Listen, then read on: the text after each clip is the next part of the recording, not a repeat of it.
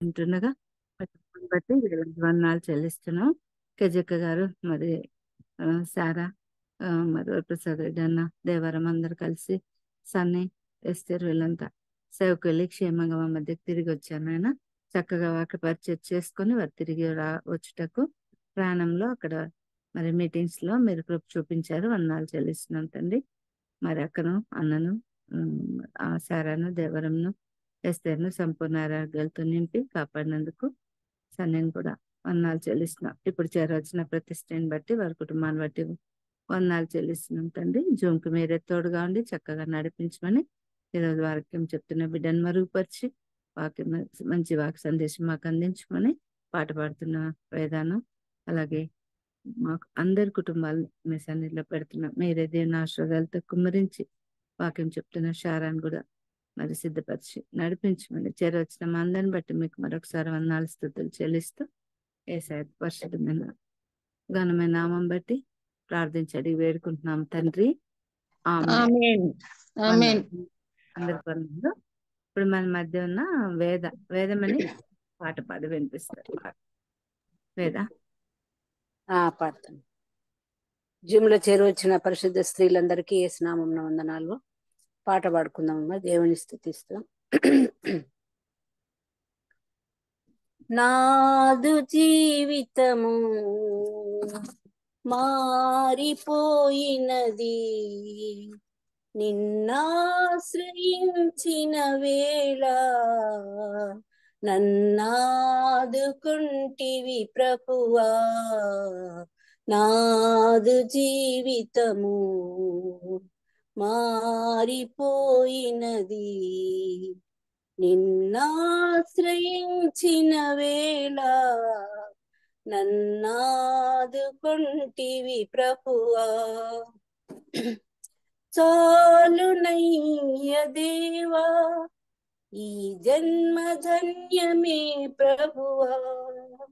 పాపకూపము విడిచి నీ దారి నడచితి దేవా, నిన్నాశ్రయించితి ప్రభువా. నాదు జీవితము మారిపోయినది, నిన్నాశ్రయించిన వేళ నన్నాదుకుంటివి ప్రభువా. కన్నుగానని దిశగా బహుదూరమేగితినయ్యా, నీ ప్రేమ వాక్యము వినగా నా కళ్ళు కరిగెను దేవా, నిన్నాశ్రయించితి ప్రభువా. నాదు జీవితము మారిపోయినది, నిన్నాశ్రయించిన వేళ నన్నాదుకుంటివి ప్రభువా. లోకమంతా విషమై నరకాగ్ని జ్వాలలు రేగే, ఆదారి నడువక నన్ను కాపాడినావని దేవా, నిన్నాశ్రయించితి ప్రభువా. నాదు జీవితము మారిపోయినది, నిన్నాశ్రయించిన వేళ నన్నాదుకుంటివి ప్రభువా. జాలిగలనా దేవా నీ చేయి చాపవా విభువా, చేరగల నీ దరికి నే పాపినయ్య ప్రభువా, నీ పాపినయ్య ప్రభువా. నాదు జీవితము మారిపోయినది, నిన్నాశ్రయించిన వేళ నన్నాదుకుంటివి ప్రభువా. ఆరిపోని జ్యోతివై కన్నులలోని కాంతివై ఎంత కాలముంటివి, ఎంతగా ప్రేమించితివి, నన్నెంతగా ప్రేమించితివి. నాదు జీవితము మారిపోయినది, నిన్నాశ్రయించిన వేళ నన్నాదుకుంటివి ప్రభువా. నాదు జీవితము మారిపోయినది, నిన్నాశ్రయించిన వేళ నన్ను ఆదుకొంటివి ప్రభువా. హల్లెలూయా. అన్నాలు వేదా, నిజమే కదా, వేద వందనాలు. పాఠం కదా. దేవుని ఆశ్రయిస్తే ప్రభు మనల్ని, మన జీవితాలను ఆదుకొని కాపాడుతాడు. చక్కని పాట పాడిన వేదమణికి సిస్టర్కు అందరి తరఫున వందనాలు. మరి స్పీకర్ ఈరోజు వాక్ సందేశం అందిస్తున్న షారా నవజీవన్ ఫ్రమ్ వైజాగ్, తన గురించి కెజక్క గారు మనకు కొంచెం పరిచయం చేస్తారు. ఆల్రెడీ చెప్పు ఉంది తను, అయినప్పటికీ నా అక్క మరి ఒకసారి చెప్తా. అక్క కెజక్క.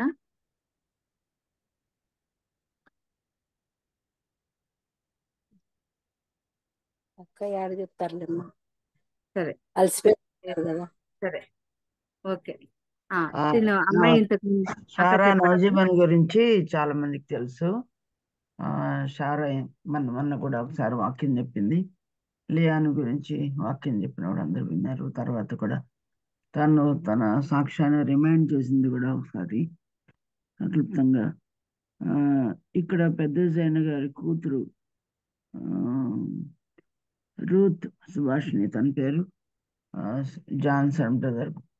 వాళ్ళిద్దరు కూడా కోవిడ్లో ఉన్నప్పుడు ప్రభు దగ్గరికి వెళ్ళిపోయారు. వారి పెద్ద కుమార్తెనే షారా తెరేసా. తను ఇప్పుడు మనకు వాక్యం చెప్పింది. తనందరికీ అనంతపురం వాళ్ళకి పరిచయమే. ఒకవేళ దూర ప్రాంతంలో ఉన్న కొద్దిమందికి, కొత్త వారికి తను అంతగా గుర్తు ఉండిండదేమో. తను చూస్తే మాత్రం వీడియో పెట్టినప్పుడు తప్పకుండా గుర్తుపట్టగలరు. వారు ఇప్పుడు వైజాగ్ ప్రాంతంలో, మన వైజాగ్లోనే నవజీవన్ గారు, తన భర్త, పిల్లలు అందరూ మన క్రిస్టియన్ అసెంబ్లీకి వెళ్తున్నారు. కనుక ఆ బిడ్డను నీకు పరిచయం చేస్తున్నాను. కనుక తను ఇప్పుడు ఆ సోదరి మనతో దేవుని వాక్యాన్ని మాట్లాడతారు. వందనాలైనా షారా. అంటే వందనాలు అంటే వందనాలు వినిపిస్తుంది అంటే క్లారిటీ ఉందా? క్లారిటీ, వీడియో క్లారిటీ ఉంది. కొంచెం గట్టిగా మాట్లాడు. కొంచెం గట్టి మాట్లాడమంటారా అంటే? ఓకే, ఇప్పుడు ఓకేనా అంటే? ఓకే ఓకే అండి. అందరికి వందనాలండి. జూమ్ లో చేయడం వచ్చిన అందరికీ వందనాలు చెల్లించుకుంటున్నాను. మరొకసారి మరి దేవుడు ఈ బలహీన ఘటాన్ని మరి వాడుకోబోతున్నందుకు దేవుని కృతజ్ఞతాస్తుతులు చెల్లించుకుంటున్నాను. అలాగే కేజీ ఆంటీకి అవకాశం ఇచ్చిన కేజీ ఆంటీకి, మరి గాస్పల్ హాల్ సంఘానికి కూడా నా ప్రేమపూర్వక వందనాలు తెలియజేసుకుంటున్నాను. ఈరోజు వాక్య ధ్యానానికై చెప్దాం, ఒక చిన్న ఇన్సిడెంట్ అన్నమాట. అంటే ఈ అంశము నాకు 20 years ఉన్నప్పుడు, 20 years దేవుడు నాతో మాట్లాడిన అంశం ఇది. అలానే ఈ అంశాన్ని మరి నాకు 2 years బ్యాక్ దేవుడు అదే అంశం గురించి నాతో మాట్లాడుతూ వచ్చాడు. ఆశ్చర్యరీతికరంగా ఏమంటే, నిన్న యాక్చువల్గా సండే మాకు మెసేజ్ ఉన్నప్పుడు సేమ్ ఈ అంశంతోనే ఒక అన్న మాట్లాడారనమాట. నాకు అప్పుడు చాలా హ్యాపీగా అనిపించింది అనమాట. ఓకే, దేవుడు నాతో మాట్లాడుతున్నాడు, ఈ అంశమే నేను చర్చ చేయాలేమో, ఈ అంశంతోనే మాట్లాడాలేమో అని దేవుడు నాకు చూపిస్తున్నాడేమో అని నాకు అప్పుడు కన్ఫర్మ్ అయిందనమాట. సో ఏ అంశం అనుకుంటున్నానంటే, నేను ఈరోజు మాట్లాడేది mountain top experience in faith and valley experience in faith. అంటే ఒక విశ్వాసి యొక్క విశ్వాస జీవితము పర్వత శిఖర అనుభవాలతోనూ లోయ అనుభవాలతోనూ సమ్మిళితమై ఉంటది, అంతే కదండి. అంటే ఒక విశ్వాసి జీవితము, నేను ఒక విశ్వాసి అన్నప్పుడు నా విశ్వాసి జీవితము పర్వత శిఖర అనుభవాలు కూడా ఉంటాయి. అలానే లోయ అనుభవాల గుండా పోతేనే విశ్వాసి జీవితం అనేది పరిపూర్ణమవుతుంది. రెండు ఉండాలన్నమాట. సో దేవుడు నాతో మాట్లాడిన విషయాలు ఏమిటంటే, ఆ విశ్వాసంలో పర్వత శిఖర అనుభవాలు ఉల్లాసాన్ని, ఉత్సాహాన్ని, ఆనందాన్ని నింపేట్టుగా ఉంటది. అంటే ఎగ్జైట్మెంట్ ఉంటది, థ్రిల్లింగ్ ఉంటది. అంటే పర్వత శిఖర అనుభవాలు అన్నమాట మన జీవితంలో, ఫెయిత్ లో. తర్వాత మనము ఇంకా ఏమనుకుంటామంటే, ఈ అనుభవాలు మన జీవితంలో జరిగినప్పుడు దేవుని కోసము చాలా ఆతృతంగా, జలస్తో దేవుని కోసము పరిచేయాలని ఆశపడతాం అన్నమాట. చురుకుదనంగా దేవుని పని ఎడల దేవుని కొరకు ఆసక్తి కదా, చాలా ఇష్టంగా ఒక ఏమంటారు లోపల అది ఏమంటారు మండుతుంది అంటారు కదా, దేవుని వాక్యం మండింపజేస్తది అంటారు కదా, అలా దేవుని కోసము జీవించాలా అనుకుంటాం అన్నమాట. ఎప్పుడు పర్వత శిఖర అనుభవాలు మన జీవితంలో కలుగుతున్నప్పుడు. తర్వాత ఇంకా మనం ఏం చూడగలుగుతామంటే, ఇప్పుడు ఒక అంటే మనం ఏమనుకుంటామంటే, మన క్రైస్తవ జీవితంలో ఏమనుకుంటామంటే, ఈ పర్వత శిఖర అనుభవాలే మన జీవితంలో ఇంపార్టెంట్ అనుకుంటాం అనమాట. అంటే ఇవే ఉండాలా అని ఒక్కొక్కసారి మనకు అనిపిస్తది.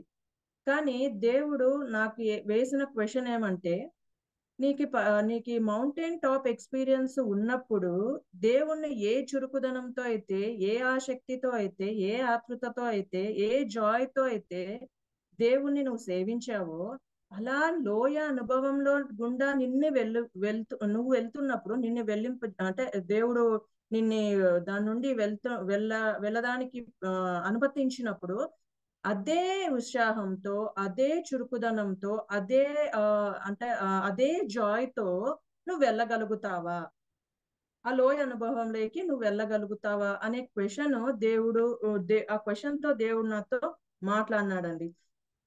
తర్వాత ఇంకా మనం చూసుకున్నట్లయితే, నాకు ఒక బుక్ లో నేను చదివాను అనమాట. There is no such life with no valleys and one cannot skip happily from one mountain top experience to another. అంటే ఇప్పుడు మన జీవితంలో లోయ అనుభవం లేని జీవితమే లేదు. ఖచ్చితంగా లోయ అనుభవంలోకి మనం వెళ్ళాలా, ట్రయల్స్ లోకి వెళ్ళాలా. అట్లనే ఒక పర్వత శిఖర అనుభవం ఎక్స్పీరియన్స్ అయితే ఇంకొక దానికి మనం స్కిప్ కావాలని, అంటే లోయ అనుభవం లేకోకుండా ప్రతిదాన్ని స్కిప్ చేసుకుంటా పోదాం అనేది కూడా లోకంలో ఉండదు. దేవుని యొక్క విశ్వాసంలో అది ఉండదు అని నేను చదివాను అనమాట.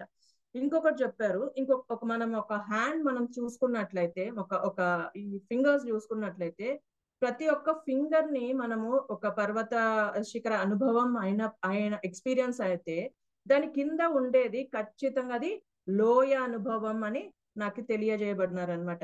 అంటే ఒక పర్వత శిఖర అనుభవంలోకి మనం వెళ్ళినప్పుడు వెంటనే ఖచ్చితంగా ఒక లోయ అనుభవంలోకి దేవుడు మనల్ని తీసుకెళ్తాడు అని దేవుడు నాతో మాట్లాడిన మాటలు ఇవి.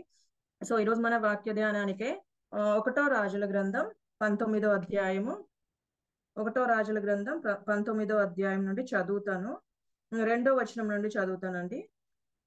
యెజబేలు ఒక దూత చేత ఏలియాకు ఈ వర్తమానము పంపించెను. రేపు ఈ వేళకు నేను నీ ప్రాణమును వారిలో ఒకని ప్రాణము వలె చేయని ఎడల దేవుడు నాకు గొప్ప అపాయము కలుగజేయును గాక. కాబట్టి అతడు ఈ సమాచారము తెలుసుకొని లేచి తన ప్రాణము కాపాడుకొనుటకై పోయి యూదా సంబంధమైన బేర్షెబాకు చేరి అచ్చట ఉండుమని తన దాసునితో చెప్పి, తాను ఒక దిన ప్రయాణము అరణ్యములోనికి పోయి ఒక బద్రీ వృక్షము క్రింద కూర్చుండి మరణాపేక్ష గలవాడై, యెహోవా, నా పితరుల కంటే నేను ఎక్కువ వాడను కాను, ఇంత మట్టుకు చాలు, నా ప్రాణము తీసుకొనుము అని ప్రార్థన చేసెను. దేవుడి చిన్న వాక్యాన్ని దీవించును గాక. చిన్న ప్రార్థన చేసుకుందామండి. ప్రేమ నమ్మకంగా అయిన పరలోకపు తండ్రి, ఈ ఘనమను గుణామానికై వేలాది స్తోత్రాలు చెల్లించుకుంటున్నాం నైనా. రాజాదిరాజా, దేవాది దేవ, లోకసృష్టికర్త, లోకాధికారి, సర్వోన్నతుడైన దేవుడవు తండ్రి, నిన్న నేడు ఏకరీతిగా ఉన్నవాడవు తండ్రి. అందుని బట్టి వేలాది వేల స్తోత్రాలు చెల్లించుకుంటున్నాం నైనా. అల్ఫా ఒమేగా అయిన దేవా, నీకే వేలాది వేల స్తోత్రాలు చెల్లించుకుంటున్నాం నైనా. నాయన ఉదయకాల మరి తండ్రి మరి నాయన మరి పరిచర్యలో ఆంటీ వాళ్ళు పాల్గొని తండ్రి మరి క్షేమంగా తండ్రి తీసుకొని వచ్చిన విధానానికై మీకు వేలాది వేల స్తోత్రాలు చెల్లించుకుంటున్నాం నైనా. నాయన చదవబడిన వాక్యాన్ని దీవించండి నైనా. నాయన అల్పురాల్ని నైనా, బలహీన ఘట్టాన్ని నైనా అయినప్పటికీ మీరు చాలా విధాలుగా వాడుకుంటున్న విధానానికై మీకు వేలాది వేల స్తోత్రాలు చెల్లించుకుంటున్నానైనా. నైనా తండ్రి ఏం చెప్పాలో నాకైతే తెలియదు కానీ నైనా మీ మాటలు నా నోట ఉంచమని వేడుకుంటున్నాం నైనా. మీ సిలువ చాటున నన్ను భద్రపరచమని వేడుకుంటున్నాం నైనా. నా మాటలు కాదు నైనా, నీ మాటలే తండ్రి. ఏవి చెప్పాలో తండ్రి, ఏవి మా ఆత్మీయ జీవితానికి తండ్రి మరి బలం చేకూరుస్తుందో నైనా, ఆ మాటలే తండ్రి నా నోట ఉంచమని కొద్ది ప్రార్థన మా ప్రభువైన యేసు క్రీస్తు పేరట అతి బతిమాలి దీనంగా అడిగి వేడుకుంటున్నాను తండ్రి. ఆమేన్. సో మనం ఇక్కడ మనం చూసినట్లయితే సెకండ్ వర్స్ లో చూసినట్లయితే first Kings 19th chapter second verse లో చూసినట్లయితే ఇది అందరికీ తెలిసిన అంశమే. కానీ దేవుడు నాతో మాట్లాడిన మాటలు మాత్రకే మీ ముందు పెట్టాలనుకుంటున్నాను. సో యెజబెలు ఒక దూత చేత ఏలియాకు ఈ వర్తమానము పంపెను. రేపు ఈ వేళకు నేను నీ ప్రాణమును వారిలో ఒకని ప్రాణము వలె చెయ్యని ఎడల దేవుడు నాకు గొప్ప అపాయము కలుగజేయును గాక. సో ఇక్కడ యెజబెలు గురించి మరి చెప్తాను కొంచెం ఇంట్రడక్షన్. అందరికి తెలిసిన విషయమే. ఇక్కడ యెజబెలు ఏలియా ప్రవక్తను ఒక ఏమంటారు దమ్కి అంటారు కదా, ఇస్తుంది అనమాట. ఏమిస్తుంది? నీ ప్రాణమును రేపటి లోపల నీ ప్రాణమును నేను తీసుకుంటాను, నిన్ను చంపేస్తాను అని యెజబెలు ఇక్కడ ఏలియాని తన బెదిరిస్తున్నట్టుగా మనం చూస్తున్నాం కదా. బెదిరించినప్పుడు ఏలియా ఏం చేస్తున్నాడు? మనం కిందకు చూసినట్లయితే ఆయన ఏం చేస్తున్నాడు? పారిపోతున్నట్టుగా మనము చూస్తున్నాం కదా. తన ప్రాణాన్ని కాపాడుకొనుటకై ఎక్కడికి పారిపోతున్నట్టుగా చూస్తున్న అరణ్యములోకి పోయి ఒక బద్రీ వృక్షము క్రింద కూర్చుండి మరణాపేక్ష గలవాడై ఇంకా అంటే చాలా అలసిపోయినాడు, చాలా ఫ్రస్ట్రేషన్ లో ఉన్నాడు. మరణాపేక్ష కలవాడై ఏమని అడుగుతున్నాడు? దేవుణ్ణి ఏమని ప్రార్థన చేస్తున్నాడు? యెహోవా, నా పితరుల కంటే నేను ఎక్కువ వాడను కాను, ఇంత మట్టుకు చాలు, నా ప్రాణము తీసుకొనుము అని ప్రార్థన చేస్తున్నట్టుగా మనం చూస్తున్నాం. ఇంగ్లీష్ లో చూస్తే it is enough now, it is enough lord అన్నట్టుగా మనం చూడగలుగుతాం అన్నమాట. అంటే ఎందుకు ఇంత మనకి ఏలియా ప్రవక్త గురించి తెలుసు కదా, ఎన్నో ఆశ్చర్య అద్భుత కార్యాలు చూసిన ప్రవక్త ఇక్కడ ఎందుకు ఇలా మాట్లాడాల్సి వస్తుంది అన్నప్పుడు చూసినట్లయితే ఎందుకు మాట్లాడాల్సి వస్తుంది? ఇక్కడ మనం ముందు చూసినట్లయితే రెండో వచనంలో ఎందుకు దేవుని అంటే నా ప్రాణం తీసుకొనుము అని అంతగా బాధపడుతా అంతగా ప్రాణాన్నే త్యజించాలని ఎందుకు అనుకుంటున్నాడు అంటే ఇక్కడ ఒక విషయం జరుగుతుంది కదా. ఏం జరుగుతుంది? యెజబెలు నీ ప్రాణమును తీస్తాను అంటే బయలు ప్రవక్తల్ని చంపినావు కదా నువ్వు, సో ఈ లోపల అంటే రేపటి లోపల రేపు ఈ వేళకు నీ ప్రాణం తీస్తానని బెదిరించినప్పుడు ఈ మాట పలకాల్సి వచ్చిందనమాట. ఎవరు? ఏలియా పలకాల్సి వచ్చింది. సరే, ఏంటి దీని ఇంట్రడక్షన్ మనం చూసినట్లయితే ఏమి జరిగింది, ఎందుకు ఈవిడ ప్రాణం తీసుకోవాలనుకుంటుంది, ఏలియా ప్రాణాన్ని ఎందుకు తీసుకోవాలనుకుంటుంది, ఎందుకు ఏలియా ఈమె దగ్గర అయితే పారిపోయినాడు కానీ దేవుని దగ్గరకు వచ్చేటట్లేదు. ఇక్కడైతే ఆమె ప్రాణం తీసుకుంటాను అంటే ఆయన ఆ ప్రాణాన్ని గుప్పిట్లో పెట్టుకొని పారిపోయినట్టుగా కనిపిస్తున్నాడు అరణ్యంలోకి. ఇక్కడ దేవుని ఎదుట ఏమని అడుగుతున్నాడు? దేవుణ్ణి సవాల్ చేస్తున్నాడు అనమాట. ఏం సవాల్ చేస్తున్నట్టు మనకు అనిపిస్తుంది? నా ప్రాణం తీసుకో, ఇట్ ఈస్ ఎనఫ్ లార్డ్, ఇప్పుడు నా ప్రాణాన్ని తీసేసుకో నువ్వు అని దేవునితో సంభాషిస్తున్నట్టుగా మనము చూస్తున్నాం అనమాట. ఇక్కడ మనం కొద్దిగా ముందుకు మనం వెళ్ళినట్లయితే 17వ అధ్యాయంలో చూసినట్లయితే 1వ రాజుల గ్రంథం 17వ అధ్యాయంలో చూసినట్లయితే 2వ వచనంలో చదువుదామండి. ఇక్కడ మనకి ఆహాబు కనిపిస్తాడు. ఆహాబుకి దేవుడు ఆహాబు ఎవరు అని మనం చూసినట్లయితే ఇంకొక ముందుకు వెళ్ళినట్లయితే 16th చాప్టర్ 30th వర్స్ లో చూసినట్లయితే ఓమ్రీ కుమారుడైన ఆహాబు తన పూర్వీకులందరినీ మరింత మించునంతగా యెహోవా దృష్టికి చెడుతనము చేసెను. ఈయన ఒక రాజు చెప్తున్నాడు. ఏమని చెప్తున్నారు ఆయన గురించి అంటే తన పూర్వీకులందరికంటే మించునంతగా యెహోవా దృష్టికి చెడుతనము చేసెను. తర్వాత నెబాతు కుమారుడైన యెరోబాము జరిగించిన పాప క్రియలను అనుసరించి నడుచుకొనుటకు స్వల్ప సంగతి స్వల్ప సంగతి అనుకొని అతడు సీదోనీయులకు రాజైన యెజ్బయలు కుమార్తె అయిన యెజబేలుని వివాహం చేసుకొని బయలుదేవతను పూజించుచు వానికి మొక్కుచూ ఉండెను. ఇక్కడ మనం ఒక చిన్న ఇంట్రడక్షన్ చూసుకున్నట్లయితే ఈయన ఎవరు? ఓమ్రీ కుమారుడు. ఈయన వాళ్ళ పితరులు చేసిన పాపం కంటే చాలా ఘోరమైన పాపం చేసినట్టుగా దేవుని దృష్టికి చెడుతనం చేసినట్టుగా కనిపిస్తున్నాడు. థర్డ్ సంగతి మనం చూసినట్లయితే ఈయన ఎవరిని చేసుకున్నాడు? సిదోనీయుడు రాజైన యెజ్బయలు కుమార్తె అయిన యెజబేలుని వివాహం చేసుకున్నాడు. చేసుకున్న వెంటనే ఏం చేస్తున్నారు వీళ్ళిరువురు కలిసి? చేసుకొని బయలుదేవతను పూజించుచు వానికి మ్రొక్కుచూ ఉండిరి. ఇక్కడ ఏం చేస్తున్నాడంటే బయలుదేవతను పూజించుచు మ్రొక్కుచూ ఉండిరి. తర్వాత ఇంకా ఏం చేసినాడంట ఆయన? షోమ్రోనులో తాను బయలునకు కట్టించిన మందిరమందు బయలునకు ఒక బలిపీఠమును కట్టించెను. మరియు ఆహాబు దేవతా స్తంభం ఒకటి నిలిపెను. ఆ ప్రకారము ఆహాబు తన పూర్వీకులైన ఇజ్రాయేలు రాజులందరికంటే ఎక్కువగా పాపము చేసి ఇజ్రాయేలు దేవుడైన యెహోవాకు కోపము పుట్టించెను. ఈ రాజును చూసినట్లయితే, ఈ రాజు యొక్క భార్య ఈ రాజును చూసినట్లయితే చేసిన పని ఇశ్రాయేలు ప్రజల్ని వాళ్ళు బయలుదేవతను పూజించడానికి వాళ్ళు ప్రోత్సహిస్తున్నట్టుగా చూస్తున్నాం కదా. ఈ రాజు ఇజ్రాయేల్ రాజు ఎంత కదా ఏం చేస్తున్నాడు? ఆహాబు దేవతా స్తంభం ఒకటి నిలిపెను. ఆ ప్రకారము ఆహాబు తన పూర్వీకులైన ఇశ్రాయేలు రాజులందరికంటే అందరు రాజుల కంటే ఎంత చెడ్డగా రాయబడిందంటే తిన గురించి, ఆహాబు గురించి అందరు రాజుల కంటే ఏమంట? చాలా పాపం చేసి ఇశ్రాయేలు దేవుడని యెహోవాకు కోపము పుట్టించాడంట. దేవునికి కోపము పుట్టించే రాజుగా ఈ రాజు చేసిన పనుల వల్ల దేవుడు ఒక కార్యాన్ని జరిగించాలని చెప్పి ఎవరిని ఎన్నుకున్నాడు? ఇక్కడ చూసినట్లయితే ఏలియాను ఎన్నుకున్నట్టుగా చూస్తున్నాం కదా. ఇక్కడ 17th చాప్టర్ లో 2nd verse లో చూసినట్లయితే పిమ్మట యెహోవా వాక్కు అతనికి ప్రత్యక్షమై, ఎవరికి?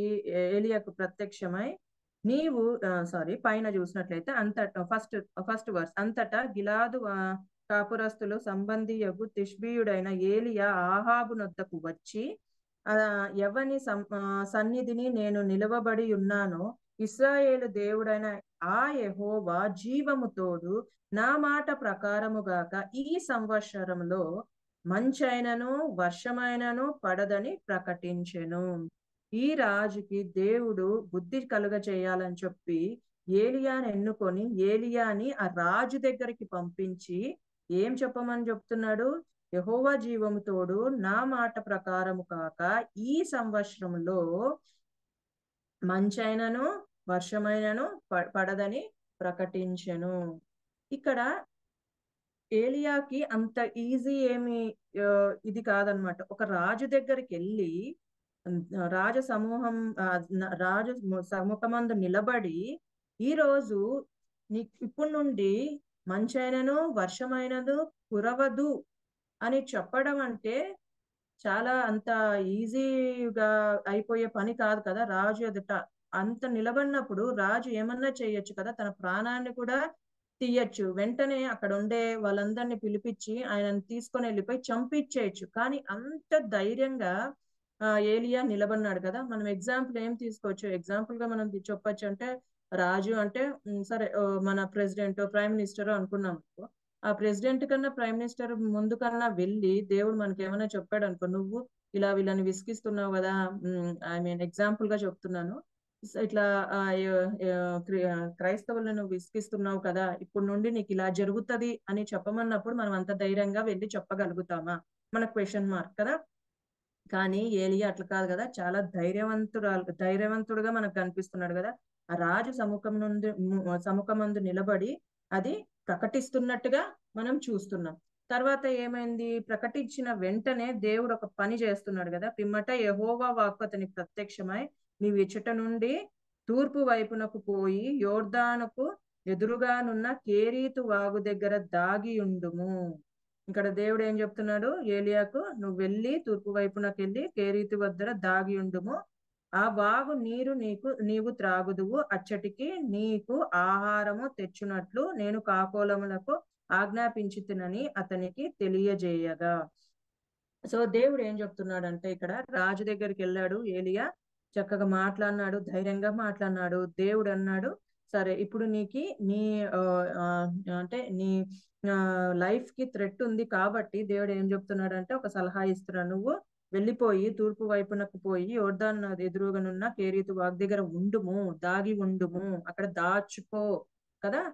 అంటే అక్కడ ఎవరికి తెలియకుండా పారిపో అన్నట్టుగా దేవుడు చెప్తున్నట్టుగా మనకు అనిపిస్తుంది. సరే వెళ్ళాడు, అక్కడ ఉన్నాడు. దేవుడు ఆయనని ఆశ్చర్యరీతిగా పోషించినాడు అన్నట్టుగా మనం చూస్తున్నాం కదా. అక్కడ కాకోలు 6th verse చూసినప్పుడు అయితే అక్కడ కాకోలములు ఉదయమందు రొట్టెను మాంసమును అస్తమయమందు రొట్టెను మాంసమును అతని యొద్దకు తీసుకొని వచ్చుచుండెను. ఇక్కడ ఫస్ట్ న్యాచురల్ థింగ్ కదా, ఇది అన్యాచురల్ థింగ్ కదా మనం చూస్తుండేది కదా. ఏం చూస్తున్నాం ఇక్కడ, రొట్టె మాంసము ఈ కాకోలంతో పంపించాలా అంటే ఇది న్యాచురల్ గా జరుగుతుందండి. అంటే లోకంలో ప్రకృతి నియమాలకు మించిన శక్తి కదా ఇది, అసాధారణమైన క్రియగా మనం చూడొచ్చు కదా, సూపర్ న్యాచురల్ థింగ్ కదా ఇది. ఎందుకంటే మనము ఇప్పుడు ఒక కాకి రొట్టె మాంసం అది తేవాలంటే అది చాలా ఏమంటారు ప్రకృతికి విరుద్ధమే. అది కాకులు అంటే చిన్న చిన్నవి తెస్తాయి, మనం కూడా చూస్తాం కదా, చిన్న చిన్నవి ఎత్తకపోతాయి, కవర్స్ అట్లా ఎత్తకపోతాయి. కానీ బ్రెడ్ కరెక్ట్ గా ఆయనకే తెచ్చి ఇవ్వాలా, తర్వాత మాంసము ఆయన కోసం అని అంటే సపరేట్ గా ఆయనకే తెచ్చియాలా అని దానికి అంత బుద్ధి ఎవరిచ్చినారు, దేవుడే కదా. ఆ బుద్ధి రావాలంటే ఇప్పుడు మనకేమన్నా కాకులు ఏమన్నా అడిగితే తెచ్చిస్తాయా, లేదు కదా.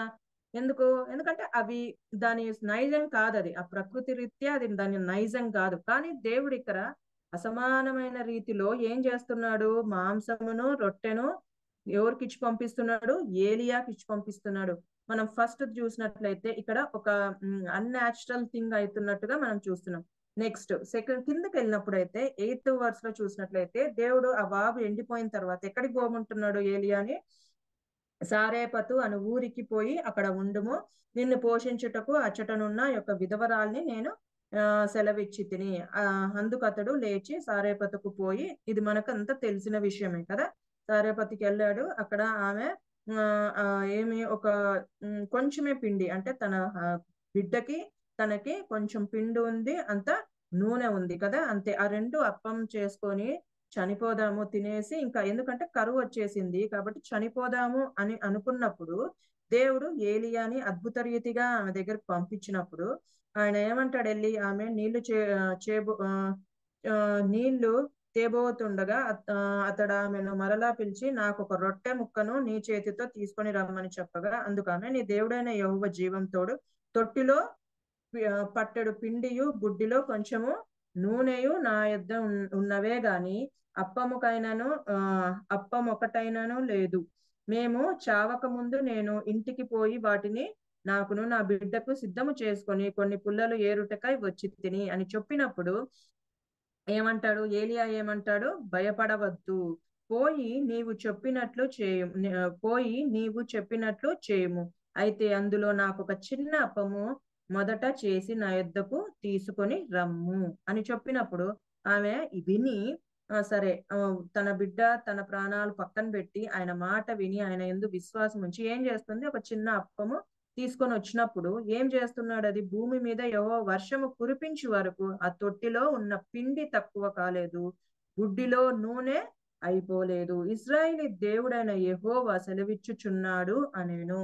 ఇక్కడ ఇంకొక second unnatural thing, supernatural thing అని చెప్పుకోవచ్చు. ఏమి, ఇప్పుడు మనం చూసుకున్నట్లయితే గుడ్డిలో కొంచెం నూనె ఉంది, తొట్టిలో కొంచెం పిండి ఉంది. అక్కడ ఏం చెప్తున్నాడు, దాంతో నాకు ఒక అప్పం తీసుకొనిరా అన్నప్పుడు ఆవిడ ఇచ్చే సమాధానం ఏంది, ఆ ఒక్కటే వస్తది కదా, తనకి తన బిడ్డకు ఒకటే వస్తది.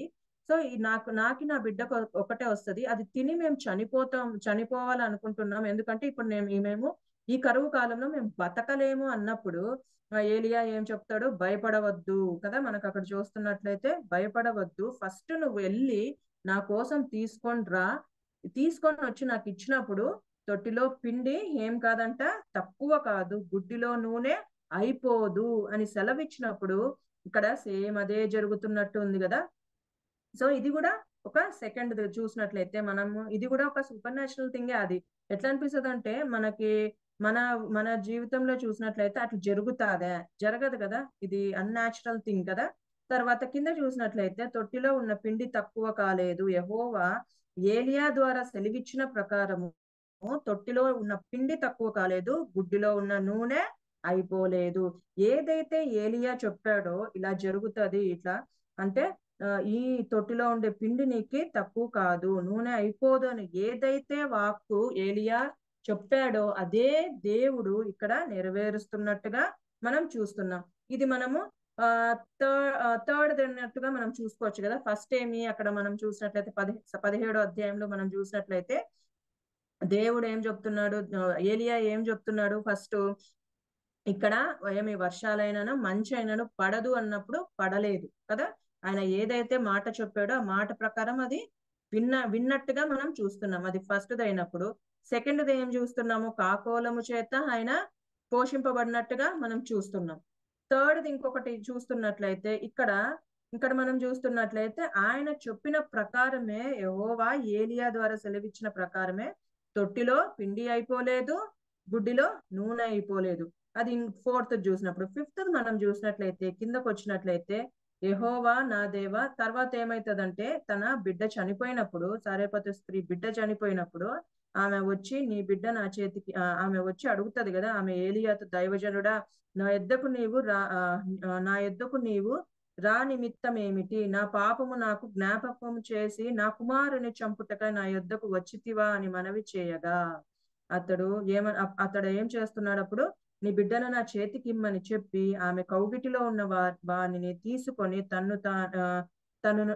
తానున్న పై అంతస్తు గదిలోకి వెళ్లి తన మంచము మీద వాని పరుండబెట్టి, యెహోవా నా దేవా, నన్ను చేర్చుకొనిన ఈ విధవరాలి కుమారుని చంపునంతగా ఆమె మీదికి కీడు రాజేసితివా అని యెహోవాకు మొరపెట్టి ఆ చిన్న వాని మీద ముమ్మారు తాను పారజాచుకొని, యెహోవా నా దేవా, నా మొర ఆలకించి ఈ చిన్న వానికి ప్రాణము మరలా రానిమ్మని యెహోవాకు ప్రార్థించగా, యెహోవా ఏలియా చేసిన ప్రార్థన ఆలకించి ఆ చిన్నవానికి ప్రాణము మరలా రానిచ్చినప్పుడు వాడు బ్రతికెను. ఇక్కడ మనం చూస్తున్నట్లయితే ఇక్కడ ఇంకొక ఆశ్చర్యకార్యం జరుగుతుంది కదా, ఇంకొక అన్యాచురల్ థింగ్ జరుగుతుంది. ఏం జరుగుతుంది? ఈమె చనిపోయినప్పుడు ఆమె వచ్చి అడిగినప్పుడు ఏలియా ఏం చేస్తున్నాడు? ఆ బిడ్డను తీసుకొని ప్రార్థన చేసి దేవుణ్ణి అడిగి ఆ బిడ్డని జీవింపజేస్తున్నాడు కదా. ఆయన యెహోవా ఏలియా చేసిన ప్రార్థన కదా, దేవుడు ఏం చేస్తున్నాడు? యెహోవా ఏలియా చేసిన ప్రార్థన ఆలకించుతున్నాడు. ఆ పైన కూడా చూసినట్లయితే మనము ఇక్కడ అప్పము తక్కువ కాలేదు, యెహోవా ఏలియా ద్వారా సెలవిచ్చిన ప్రకారము తొట్టిలో ఉన్న పిండి తక్కువ కాలేదు, గుడ్డిలో ఉన్న నూనె అయిపోలేదు. ఇక్కడ చూసినట్లయితే దేవుడు ఏలియా చేసినవన్నీ మనం ఒక్కొక్కటి చూస్తున్నట్లయితే నెరవేరుస్తా వచ్చినాడు కదా. ఏదైతే ఏలియా ప్రార్థన చేస్తున్నాడో, ఏదైతే కావాలని అడుగుతున్నాడో అది దేవుడు ఇస్తున్నట్టుగా మనం చూస్తున్నాం కదా.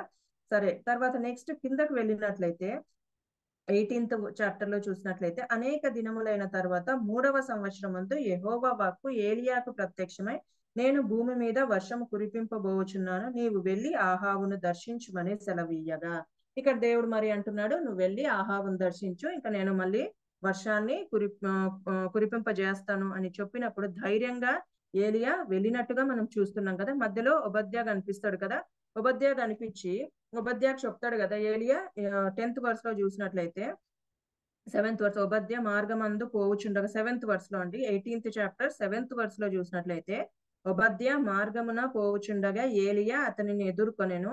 ఒబద్యా అతని నెరిగి నమస్కారము చేసి, నా ఏలిన వాడవైన ఏలియా నీవే కదా అని అడగగా అతడు నేనేనని చెప్పి, నీవు నీ ఏలిన వాని దగ్గరకు పోయి ఏలియా ఇచ్చట ఉన్నాడని తెలియజేయమనెను. అందుకు ఓబద్యా, నేను చావవలనని నీ దాసుడనైన నన్ను ఆహాబు చేతికి నీవు అప్పగింపనేలా? నేను చేసిన పాపమేమి? నీ దేవుడైన యెహోవా జీవము తోడు నిన్ను చిక్కించుకొనవలెనని నా ఏలినవాడు దూతలను పంపించనని జనం ఒక్కటైనను లేదు, రాజ్యం ఒక్కటైనను లేదు. ఇక్కడ చూసినట్లయితే ఈ ఆహాబు దగ్గరికి దేవుడు పంపిస్తున్నప్పుడు ఏలియా చాలా ధైర్యంగా పోతున్నట్టుగా మనం చూస్తున్నాం కదా. ఓబద్యా మాటల్లో మనము తెలుసుకోవచ్చు అన్నమాట. ఏమని? ఆహాబు ఆయనను చంపాలా, ఆయన ప్రాణాన్ని తీసేయాలా అని ఓబద్యా చెప్తున్నట్లుగా చూస్తున్నాం కదా. నేనైతే నువ్వు వచ్చినావని నేను కానీ చెప్తున్నానంటే ఆహాబుకి ఏమని చెప్తున్నాడు? నా ప్రాణాన్ని తీసేయాలని నువ్వు అనుకుంటున్నావా కదా. కింద చదువుతున్నట్లు, నువ్వు నన్ను చిక్కించుకొనవలని నా ఏలిన వాడు దూతలను పంపించాడని చెప్తున్నాడు అనమాట. నిన్ను చంపాలని చెప్పి ఆహాబు ఏం చేస్తున్నాడు అంటే దూతల్ని పంపిస్తున్నాడు. ఏ దేశంలో నువ్వు ఉన్నావో అని ప్రతి ఒక్క మనిషిని ఆయన ఇది చూస్తున్నాడు అని చెప్పి, రాజ్యం ఒక్కటైనను లేదు, జనం ఒక్కటైనను లేదు, అలాంటి రాజు దగ్గరికి వెళ్ళి నువ్వు వస్తున్నావు, నీ గురించి నేను సమాచారం ఇయ్యాలా అని చాలా భయపడుతున్నట్టుగా మనం చూస్తున్నాం కదా. అయినప్పటికీ ఏలియా ఏం చేస్తున్నావు? 15th verse లో చూసినట్లయితే, ఏలియా, ఎవని సన్నిధికి నేను నిలబడి ఉన్నానో ఇజ్రాయేలు దేవుడైన ఆ యెహోవా జీవము తోడు నిజముగా ఈ దినమున నేను ఆహాబును దర్శించుదునని చెప్పుచున్నాను. ఇక్కడ ఎంత ధైర్యం కదా ఏలియాకి. అక్కడ ఓబద్యా చెప్తున్నాడు, ఇట్లా నిన్ను చంపడానికి ఆహాబు ఎన్నో రకాలు ప్రయత్నిస్తున్నాడు, నువ్వు కనపడితే చాలు చంపేయాలనుకుంటున్నాడు. చాలా మంది సైనికుల్ని పంపించాడు, ప్రతి దేశానికి పంపిస్తున్నాడు కదా, రాజ్యానికి పంపిస్తున్నాడు అన్నప్పుడు ఏలియా చూసినట్లయితే ఏం భయపడినట్టుగా నాకు అనిపించలేదు కదా. ధైర్యంగా నిలబడుతున్నాడు కదా, ధైర్యంగానే చెప్తున్నాడు. ఎంత ధైర్యం కావాలి కదా ఆ మాట మాట్లాడాలంటే, చాలా ధైర్యం అవసరం. సో ఏలియా ఏం చెప్తున్నాడు? ఏలియా, ఎవని సన్నిధి నేను నిలబడి ఉన్నానో ఇజ్రాయేల్ దేవుడైన ఆ యెహోవా జీవము తోడు నిజముగా ఈ దినము నేను ఆహాబును దర్శించదను. నిజంగా నేను వెళ్ళి ఆహాబు ఎదుట నిలబడతాను అని ధైర్యంగా తన ఒక ఏమంటారు విశ్వాసం, దేవుడు నన్ను కాపాడుతాడు, జీవము తోడు అంటున్నాడు కదా. సో కాపాడుతాడు అనే ఆ ధైర్యంతో చెప్తున్నట్టుగా మనం చూస్తున్నాం కదా. కింద చూసినట్లయితే 17వ వచనంలో చూసినట్లయితే, ఆహాబు ఏలియాను చూచి, సో ఇక్కడ మనం చూసినట్లయితే ఇక్కడ ఆహాబు ఏలియాని ఎదుర్కొన్నట్టుగా మనం చూస్తున్నాం. ఇశ్రాయేలు వారిని శ్రమ పెట్టు వాడవు నీవే కావా అని అతనితో అనగా, అతడు, నేను కాదు, యెహోవా ఆజ్ఞలను గైకొనక బయలుదేవతను అనుసరించుచు నీవును నీ తండ్రి ఇంటి వారును ఇశ్రాయేలు వారిని శ్రమ పెట్టువారై ఉన్నారు. అయితే ఇప్పుడు నీవు ఇశ్రాయేలు వారినందరినీ యెజెబెలు పోషించుచున్న బయలుదేవత ప్రవక్తల 450 మందిని, అషేరా దేవి ప్రవక్తలైన 400 మందిని నా యొద్ద కర్మేలు పర్వతమునకు పిలువమని చెప్పను. ఇక్కడ మనం చూసినట్లయితే ఆహాబు ఏలియాని ఎదుర్కొన్నప్పుడు ఏలియా సవాల్ ఇస్తున్నట్టుగా మనం చూస్తున్నాం కదా. ఏమని సవాల్ ఇస్తున్నాడు? పోయి నువ్వు, ఆహాబు చెప్తాడు కదా, నువ్వేనా కదా. ఉల్టాగా ఏం చెప్తున్నాడు? ఆహాబు, నువ్వే ఇశ్రాయేలు నువ్వు శ్రమ పెడుతున్నావు కదా అని కదా. ఎంత ఈవిల్ కింగ్ ఉల్టాగా ఆయన మీద వేస్తున్నప్పుడు అప్పుడు ధైర్యంగా ఏం చెప్తున్నాడు ఏలియా? ఏం చెప్తున్నాడు? నేను కాదు, నువ్వు నీ భార్య ఏం చేస్తున్నారు? ఇజ్రాయెల్ ప్రజల్ని తప్పుదోవ పట్టిస్తున్నారు. ఇప్పుడు నువ్వేం చేస్తావంటే, నువ్వు బయలుదేవత ప్రవక్తల్ని ఎవరైతే నువ్వు నమ్ముతున్నావో ఆ ప్రవక్తలందరినీ తీసుకొనిరా, అషేరాదేవి ప్రవక్తల్ని 400 మందిని తీసుకొనిరా, తర్వాత బయలుదేవత ప్రవక్తలు 450 మందిని నువ్వు తీసుకొని కర్మేలు పర్వతానికి రా అని సవాల్ విసురుతున్నట్టుగా చూస్తున్నాం కదా. ఎంత ధైర్యం కదా ఏలియాకి. తర్వాత కింద చూస్తున్నట్లయితే అలా చూసుకుంటూ వెళ్తే కింద వరకు, సరే ఆహాబ్ ఏం చేస్తున్నాడు? ఆ సవాల్ని తీసుకొని ఏం చేస్తున్నాడు? దూతల్ని పంపి ఆ ప్రవక్తల్ని అందరినీ కర్మేలు పర్వతం ముందుకు తెచ్చినప్పుడు ఏలియా ఒక పని చేయమని చెప్తున్నాడు కదా. దహన బలి ఇక్కడ మనం కింద చదువుకుంటా పోతే, మాకు 2 ఎడ్లు ఇవ్వండి, వారు వాటిలో ఒకదానిని కోరమని ఏం చెప్తున్నాడు? సరే, ఎవరు దేవుడు? ఇక్కడ ఏలియా ఒక సవాల్ విసురుతున్నాడు. బయలు దేవతలు దేవుడా, లేకపోతే నిజమైన ఇశ్రాయేలు రాజైన మన యెహోవా దేవుడు దేవుడా అని నేను ప్రూవ్ చేస్తాను అని ఒక సవాల్ ఇస్తున్నట్టుగా మనం చూస్తున్నాం కదా. ఆ సవాల్ని ఎదుర్కోండి అని చెప్తున్నట్టుగా ధైర్యంతో చూస్తున్నాం. కాబట్టి కింద చూసినట్లయితే 25వ వచనంలో అప్పుడు ఏలియా బయలు ప్రవర్తన పిలిచి 25th వర్స్ అండి. పిలిచి ఏం చెప్తున్నాడు? మీరు అనేకులై ఉన్నారు గనుక మీరే మొదట ఒక ఎద్దును కోరుకొని సిద్ధము చేసి మీ దేవత పేరును బట్టి ప్రార్థన చేయుడి. ఇక్కడ ఆయన ఏం చేస్తున్నాడంటే ఒక మీరు ఒక ఎద్దుని తీసుకొని వచ్చి పెట్టండి బలిపీఠం మీద.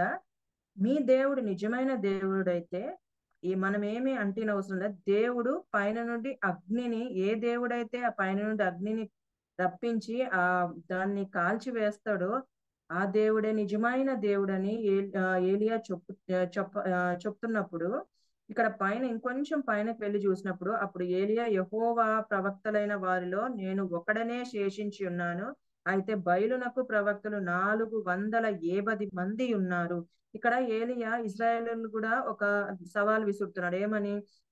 ఎంతవరకు మీరు ఏలియా జనులందరి దగ్గరకు వచ్చి ఎన్నాళ్ళ మట్టుకు మీరు రెండు తలంపుల మధ్య తడబడుచున్నారు? యెహోవా దేవుడైతే ఆయనను అనుసరించుడి, బయలు దేవుడైతే వానిని అనుసరించుడు అని ప్రకటన చేయగా జనులు అతని ప్రత్యుత్తరం యొక్క ఒక మాట అయినను పలకపోయిరి. ఇక్కడ ఏలియా మరి ఇంకొక సవాల్ ఇసురుతున్నాడు కదా. ఎంతవరకు మీరు రెండు దాని మధ్య ఉంటారు? ఒకటి ఎంచుకోండి. మన దేవుడు ఇజ్రాయెల్ దేవుడు గొప్పవాడా, ఇజ్రాయెల్ దేవుడు నిజమైన దేవుడా, లేదంటే బయలు దేవుడు నిజమైన దేవుడా అని ఎంచుకోండి అని చెప్తున్నప్పుడు ఆ జనులు నెమ్మదిగా నోరు మూసుకొని ఉన్నట్టుగా అనిపిస్తుంది కదా. ఒక్క మాట అయినా పలకట్లేదు. వాళ్ళకే అర్థం కావట్లేదు ఎవరు నిజమైన దేవుడు. ఎందుకంటే ఆహాబు ఏం చేసినాడు? ఆహాబు యెజెబెలు అంతగా ఆ ఇజ్రాయెల్ ప్రజల్ని అంతగా మౌల్డ్ చేసినట్టుగా మనము చూస్తున్నాం. వాళ్ళకి అర్థం కాలే, అమ్మో మన దేవుడు నిజమైన దేవుడు కదా అనేది వాళ్ళకి అర్థం కాక ఊరికనే ఉండిపోయినట్టుగా మనం చూస్తున్నాం కదా. ఏం మాట్లాడటంలా ఏలియా ఒక్కటే మిగిలిపోయినట్టుగా అనిపిస్తున్నాం కదా. ఇటు పక్కన ఏలియా ఒక్కటే మిగిలిపోయినాడు, ఈ పక్కన బయలుదేవతల ప్రవక్తలు ఎంతమంది ఉన్నారు? 450 మెంబర్స్ ఉన్నారు. ఆ పక్కన ఇజ్రాయెల్ ప్రజలు గమ్మున ఉండిపోతున్నారు, ఏం మాట్లాడటంలే కదా. అప్పుడు ఏలియా అంటున్నా, నేను ఒక్కటే మిగిలినాను, సరే ఇప్పుడు మీరు వెళ్ళి నేను చేసిన పని చేయండి అని చెప్పి ఒక ఎద్దును తీసుకొని వచ్చి ప్రార్థన చేయండి, మీ దేవునికి ప్రార్థన చేయండి అని చెప్పినప్పుడు 27వ వచనంలో చూసినట్లయితే, మధ్యాహ్నం కాగా ఏలియా వాడు దేవుడై ఉన్నాడు, పెద్ద కేకలు వేయుడి, వాడు ఒకవేళ ధ్యానం చేసుకున్నాడేమో, దూరముగా నున్నాడేమో, ప్రయాణము చేస్తున్నాడేమో, వాడు నిద్రపోతున్నాడేమో, మీరు ఒకవేళ లేపవలసి ఉన్నదేమో అని అపహాస్యము చేయగా. ఇక్కడ మనం చూసినట్లయితే కొంచెం చాలా ఇదిగా కదా, చాలా రోషంతో మాట్లాడుతున్నాడు కదా ఏలియా. ఏం మాట్లాడుతున్నాడు? నిద్రపోతున్నాడేమో మీ దేవుడు, లేపండి కదా, ఎక్కడో ప్రయాణంలో ఉన్నాడేమో, తీసుకొని రండి, లేదంటే మీరే లేపాలేమో ఆయనని, లేపండి అని అపహాస్యంగా మాట్లాడుతున్నప్పుడు వీళ్ళు రక్తము కారునట్టు మట్టుకు తమ మర్యాద చొప్పున కత్తులతోనూ శాస్త్రములతోనూ తమ దేహములను కోసుకొనుచు నుండిరి. ఈ ప్రకారం మధ్యాహ్నమైన తర్వాత అస్తమయం నైవేద్యము అర్పించుచు. సో ఇదంతా మనం చూస్తున్నట్లయితే సరే వాళ్ళంతా ఏం చేస్తున్నారు? ఏలియా అపహాస్యం చేస్తున్నాడు, ఏమని ఇట్లా చేయండి, లేపండి, అది ఇది చేస్తున్నప్పుడు వాళ్ళకి ఇంకా కోపం వచ్చేస్తుంది. కోపం వచ్చేసి ఏం చేస్తున్నాడు? కొట్టుకుంటున్నారు కదా. అటు ఇటు మొత్తం రక్తంగా కారిపోతుంది, కానీ అక్కడ ఏ మాటకు ఏమి జరగనట్టుగా మనము అనిపిస్తున్నాడు. ఇప్పుడు ఏలియా ఏం చేస్తున్నాడంటే చక్కగా యెహోవా వాక్కు ప్రత్యక్షమై నీ నామమే ఇశ్రాయేలునని వాగ్దానము నొందిన యాకోబు సంతతి గోత్రము లెక్క చొప్పున 12 రాళ్లను తీసుకొని ఆ రాళ్ల చేత యెహోవా నామం ఒక బలిపీఠము కట్టించి దాని చుట్టూ 2 మానికల గింజలను పట్టునంత లోతుగా కందకం ఒకటి త్రవ్వించి కట్టలను క్రమముగా పేర్చి ఎద్దును తునకలుగా కోసి ఆ కట్టల మీద ఉంచి జనులు చూచుచుండగా మీరు 4 తొట్ల నిండా నీళ్లు నింపి దహన బలి పశు మాంసము మీదికి కట్టల మీదికి పోయుడని చెప్పాను. సో ఇవన్నీ చేయమని చెప్పి ఇప్పుడు ఏలియా ఏం చేస్తున్నాడంటే ప్రార్థన చేస్తున్నట్టుగా మనము చూస్తున్నాం కదా. కింద చూసినట్లయితే యెహోవా అబ్రహాము ఇస్సాకు ఇశ్రాయేలు దేవా ఇశ్రాయేలీయుల మధ్య నీవు దేవుడవై ఉన్నావనియు నేను నీ సేవకుడనై ఉన్నాననియు ఈ కార్యములన్నీయు నీ సెలవు చేత చేసితివని ఈ దినమున కనుపరచుము. యెహోవా నా ప్రార్థన ఆలకించుము. యెహోవా వైన నీవే దేవుడై ఉన్నావనియు నీవు వారి హృదయములను నీ తట్టుకు చేయుదువనియు ఈ జనులు తెలుసుకున్నట్లు నా ప్రార్థన అంగీకరించుము అని ప్రార్థన చేస్తున్నట్టుగా, దేవా నువ్వే దేవుడని వీళ్ళకి తెలవాలి. ఎందుకంటే నేను అడుగుతున్నాను, నువ్వు ఇట్టన్నా ఉండండి, ఇజ్రాయెల్ ప్రజలు ఇట్టన్నా ఉండండి అంటే వాళ్ళకి అర్థం కాలే. వాళ్ళు అయోమయ పరిస్థితిలో ఉన్నప్పుడు ఏలియా ప్రార్థన ఎట్లా ఉందండి, దేవా నువ్వే నిజమైన దేవుడని వాళ్ళు తెలుసుకోవాలా, ఇట్లా మౌనంగా ఉండకూడదు, వాళ్ళు నోటితో ఒప్పుకోవాలా నువ్వే నిజమైన దేవుడని. కాబట్టి నువ్వు దీన్ని చెయ్యి అని చెప్పినప్పుడు అతడు ఇలాగ ప్రార్థన చేయుచుండగా యెహోవా అగ్ని దిగి దహన బలి పశువును, కట్టెలను, రాళ్లను, బుగ్గిని దహించి కందకమందున్న నీళ్లను ఆరిపోజేసెను. అంతట జనులందరూ దాన్ని చూసి సాగిలపడి ఇప్పుడు ఏం చేస్తున్నారు, యెహోవాయే దేవుడు, యెహోవాయే దేవుడు అని కేకలు వేసిరి. ఇక్కడ ఏలియా ప్రార్థన చూసినట్లయితే యెహోవా నువ్వు కనుపరుచుకోవాలా, నువ్వే దేవుడు అని కనుపరుచుకోవాలి. ఎందుకంటే ఈ ఇజ్రాయెల్ ప్రజలు ఏం మాట్లాడటం లేదు అని చెప్పినప్పుడు దేవుడు ఏలియా ప్రార్థనని ఆలకించినట్టుగా చూస్తున్నాం కదా. ఫిఫ్త్ టైం కదా ఆలకించినట్టు, సిక్స్త్ టైం అనుకుంటా ఆలకించినట్టుగా చూస్తున్నాం కదా. ఏదైతే ఏలియా ఆలోచించి దాన్ని అగ్నిని వచ్చి నువ్వు దీన్ని కాల్చివేయాలా అని ఏదైతే దేవుణ్ణి అడిగాడో అదే దేవుడు ఏం చేస్తున్నాడు, యెహోవా అగ్ని దిగి దహన బలి పశువును, కట్టెలను, రాళ్లను కాల్చివేసినట్టుగా మనము చూస్తున్నాం. ఎప్పుడైతే ఈ కార్యం జరిగిందో అప్పుడు జనులందరూ అంటే ఇశ్రాయేల్ ప్రజలు ఎవరైతే నోరు మూసుకొని ఉన్నారో అక్కడ నిజమైన దేవుడని ఎవరైతే వాళ్ళు ఒప్పుకోకుండా అటు ఇటు ఉండే ప్రజలు ఏమని చెప్తున్నారు, యెహోవాయే దేవుడు, యెహోవాయే దేవుడు అని కేకలు వేసినట్టుగా మనము చూస్తున్నాం కదా. సరే చక్కగా అంతా అయిపోయిన తర్వాత ఇంకొక ఆశ్చర్యకార్యం జరిగిస్తున్నట్టుగా చూస్తున్నాం కదా. కిందకి వెళ్ళినప్పుడు అది చూసినప్పుడు కదా అక్కడ ఆహాబు కూడా ఉన్నాడు కదా. ఆహాబు అదంతా చూసినప్పుడు ఏమని చెప్తున్నాడు, ఏలియా విస్తారమైన వర్షము వచ్చినట్టు ధ్వని పుట్టుచున్నది, నీవు పోయి భోజనము చేయమని ఆహాబుతో చెప్పగా ఆహాబు భోజనము చేయబోయెను గాని ఏలియా కర్మేలు పర్వతం మీద నుండి పోయి నేల మీద పడి ముఖము మోకాళ్ళ మధ్య ఉంచుకొని ఆ తర్వాత అతడు తన దాసుని పిలిపించి నువ్వు పైకి పోయి సముద్రము వైపు చూచుచుండగా వాడు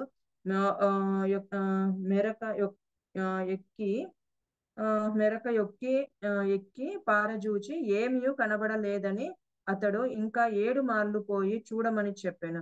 7వ మారు అతడు చూచి అదిగో మనిషి చేయి ఎంత చిన్న మేఘము సముద్రము నుండి పైకి ఎక్కుచున్నదని అతడు ఏలియాకు చెప్పినట్టుగా మనం చూస్తున్నాం కదా. ఇక్కడ ఇంకొక ఆశ్చర్యకార్యం జరుగుతుంది. ఎక్కడైతే ఏలియా ఇక్కడ వర్షాలు రావు, మంచైనా కురవదు, కరువు వస్తుందని చెప్పిన ఏలియా మరి ఇక్కడ నెక్స్ట్ చూసినట్లయితే ఇంకొక ఆశ్చర్యకార్యము ఏలియా జరిగిస్తున్నట్టుగా మనం చూస్తున్నాం కదా. ఏం జరిగిస్తున్నాడు, అక్కడ వర్షాన్ని కురిపిస్తున్నట్టుగా చూస్తున్నాం కదా. తర్వాత కింద చూసినట్లయితే 46వ వచనంలో యెహోవా హస్తము ఏలియాను బలపరచగా అతడు నడుము బిగించుకొని ఆహాబు కంటే ముందుగా పరిగెత్తుకొని పోయి యెజ్రెయేలు గుమ్మమును నొద్దకు వచ్చెను. ఆహాబు కంటే ఇది కూడా ఒక అన్యాచురల్ థింగే కదా. ఆహాబు ఎట్లా ఆకాశము అది వర్షం పడుతున్నప్పుడు అని చూసుకొని ఏం చేస్తున్నాడు, తన కురిసెనను గనుక ఆహాబు రథము ఎక్కి యెజ్రెయేలుకు వెళ్ళిపోయిన. రథం ఎక్కి యెజ్రెయేలుకు పోతున్నప్పుడు ఆయన కంటే అది రథము కంటే స్పీడ్ గా ఏలియా పోయినాడు అంటే అది ఇంకా మనం ఆలోచించుకోవచ్చు కదా. అది అన్యాచురల్ థింగే కదా. ఆ కాలంలో రథములే కదా, గుర్రాలే కదా స్పీడ్ పోయేది. ఆ స్పీడ్ కన్నా ఆయన అందుకొని అక్కడికి వెళ్ళిపోయినాడంటే ఇది కూడా దేవుడు ఏలియాని బలపరిచినప్పుడు ఆయన చేసిన ఒక ఆశ్చర్యకార్యం కదా, ఒక అన్యాచురల్ థింగ్ గా మనం చూస్తున్నాం కదా. ఇవన్నీ గమనిస్తున్నప్పుడు మనకి ఏమనిపిస్తుంది? ఇవన్నీ ఏలియా చేసిన కార్యాలన్నీ మనం చూస్తున్నప్పుడు ఏలియాకి ఎంత నేను చెప్పినట్లు ఎంత పర్వత శిఖర అనుభవం కదా, ఫెయిత్ లో అనిపిస్తుంది కదా. అంటే అన్ని జరుగుతున్నాయి కదా ఏలియాకి. అది న్యాచురల్ గా జరగట్లే, అన్యాచురల్ గా జరుగుతున్నాయి. ఎక్కడైతే దేవుడు చెప్పినట్లు అక్కడ నువ్వు అక్కడికి వెళ్ళి నువ్వు అక్కడ ఏది వర్షమైనను మరి తర్వాత మంచు అయినను కురవదు అని చెప్పు అన్నప్పుడు ఏలియా అక్కడ మంచు కురవట్లేదు, వర్షం కురవట్లేదు. ఇంకా ఏమైపోతుంది అక్కడంతా ఏమైపోతుంది, ఏం లేకోకుండా కరువు వచ్చేసింది. నెక్స్ట్ సెకండ్ టైం మనం చూసినట్లయితే సారేపతు స్త్రీ దగ్గరికి వెళ్ళినప్పుడు అక్కడ కూడా ఒక ఆశ్చర్య కార్యాన్ని ఏలియా జరిగిస్తున్నాడు. ఏం జరిగిస్తున్నాడు మనం చూసినాం కదా. ఆ తొట్టిలో పిండి అయిపోలేదు, బుడ్డిలో నూనె అయిపోలేదు. థర్డ్ క్రియ ఏం చేస్తున్నాడు ఏలియా? దేవుడు ఏం చేయనిచ్చినాడు ఏలియా ద్వారా? ఏం చేశాడు అంటే ఏలియా మనం థర్డ్ చూసినట్లయితే మనకి ఇక్కడ బయలుదేవతల్ని కదా, బయలుదేవతల్ని నువ్వే నిజమైన దేవుడా, ఎవరు నిజమైన దేవుడా అని ఆయన సవాలు విసినప్పుడు ఆశ్చర్యకర రీతిగా దేవుడు ఆ ఏలియా ప్రార్థన విని కదా తన ఏమి అక్కడ అందరికి ఏమి ఒక ఎక్స్పీరియన్స్ కదా, ఒక అద్భుత కార్యాన్ని జరిగించినట్టుగా మనము చూస్తున్నాం కదా. అక్కడ అందరూ ఏలియా చేసిన కార్యాన్ని బట్టి అందరూ ఏమని ఒప్పుకున్నారు? యెహోవే దేవుడు, నిజమైన దేవుడు, యెహోవాయే నిజమైన దేవుడు అని ఒప్పుకున్నట్టుగా మనము చూసినాం కదా. నెక్స్ట్ కిందకు చూసినట్లయితే తర్వాత ఏదైతే ఏలియా అక్కడ వర్షం రావద్దు వద్దు అని ఆటంకించాడో ఇక్కడ నెక్స్ట్ చేసినట్లయితే వర్షాన్ని కురిపిస్తున్నాడు కదా. మరి ఏలియా చెప్పినట్లయితే ఇట్లా ఏదో వర్షం వస్తుంది అని చెప్పినాడు, వర్షం వస్తున్నట్టుగా మనము వర్షం కురిసినట్టుగా చూస్తున్నాం కదా. ఇన్ని ఆశ్చర్య కార్యాలు ఏలియా జరిగించినట్లుగా చూస్తున్నాం కదా. ఆయన ఎక్స్పీరియన్స్ కదా ఎంత టాప్ లో ఉంటది కదా ఆయన ఎక్స్పీరియన్స్. ఎగ్జాంపుల్ మనమే చూసుకోండి. నా జీవితంలో అంటే ఒక చిన్న ఇన్సిడెంట్, అయినా పెద్ద గొప్పదాన్ని ఏం కాదు, కానీ ఒక చిన్న ఇన్సిడెంట్ తోనే దేవుడు నన్ను అంటే నేను ఎంత ఇప్పుడు దేవుని పట్ల మనం కార్యాలు జరిగిస్తున్నప్పుడు అది జరుగుతున్నప్పుడు మనము ఒక టైప్ ఆఫ్ గర్వంలోకి వెళ్ళిపోతాం అనమాట. అంటే గర్వం అంటే కొంచెం వచ్చేస్తుంది, నేను చెప్తే జరుగుతుందేమో అనేది వచ్చేస్తుంది అనమాట. ఎందుకంటే నా జీవితంలో ఒక చిన్న ఇన్సిడెంట్ అనమాట. నేను హైదరాబాద్ లో చదువుతున్నప్పుడు కోచింగ్ చదువుతున్నప్పుడు మేము ఒక చిన్న గ్రూప్ ఫామ్ అయ్యేవాళ్ళమాట. ప్రేయర్ కి కొంచెం పాటలు పాడి ప్రేయర్ చేసుకునేవాళ్ళం. కొంచెం వాళ్ళు అనేవాళ్ళు అనమాట, అంటే వాళ్ళంతా కొంచెం హిందూస్ కాబట్టి వాళ్ళు కొంచెం విశ్వాసం ఉంది, కానీ అంత దేవుని నమ్మరు అనమాట.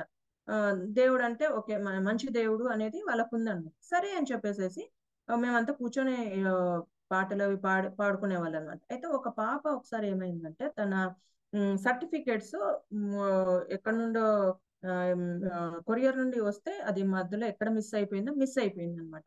Certificate 10th certificates, inter, degree certificates అన్ని మిస్ అయిపోయినాయి. తను చాలా ఏడ్చుకుంటూ వచ్చిందనమాట.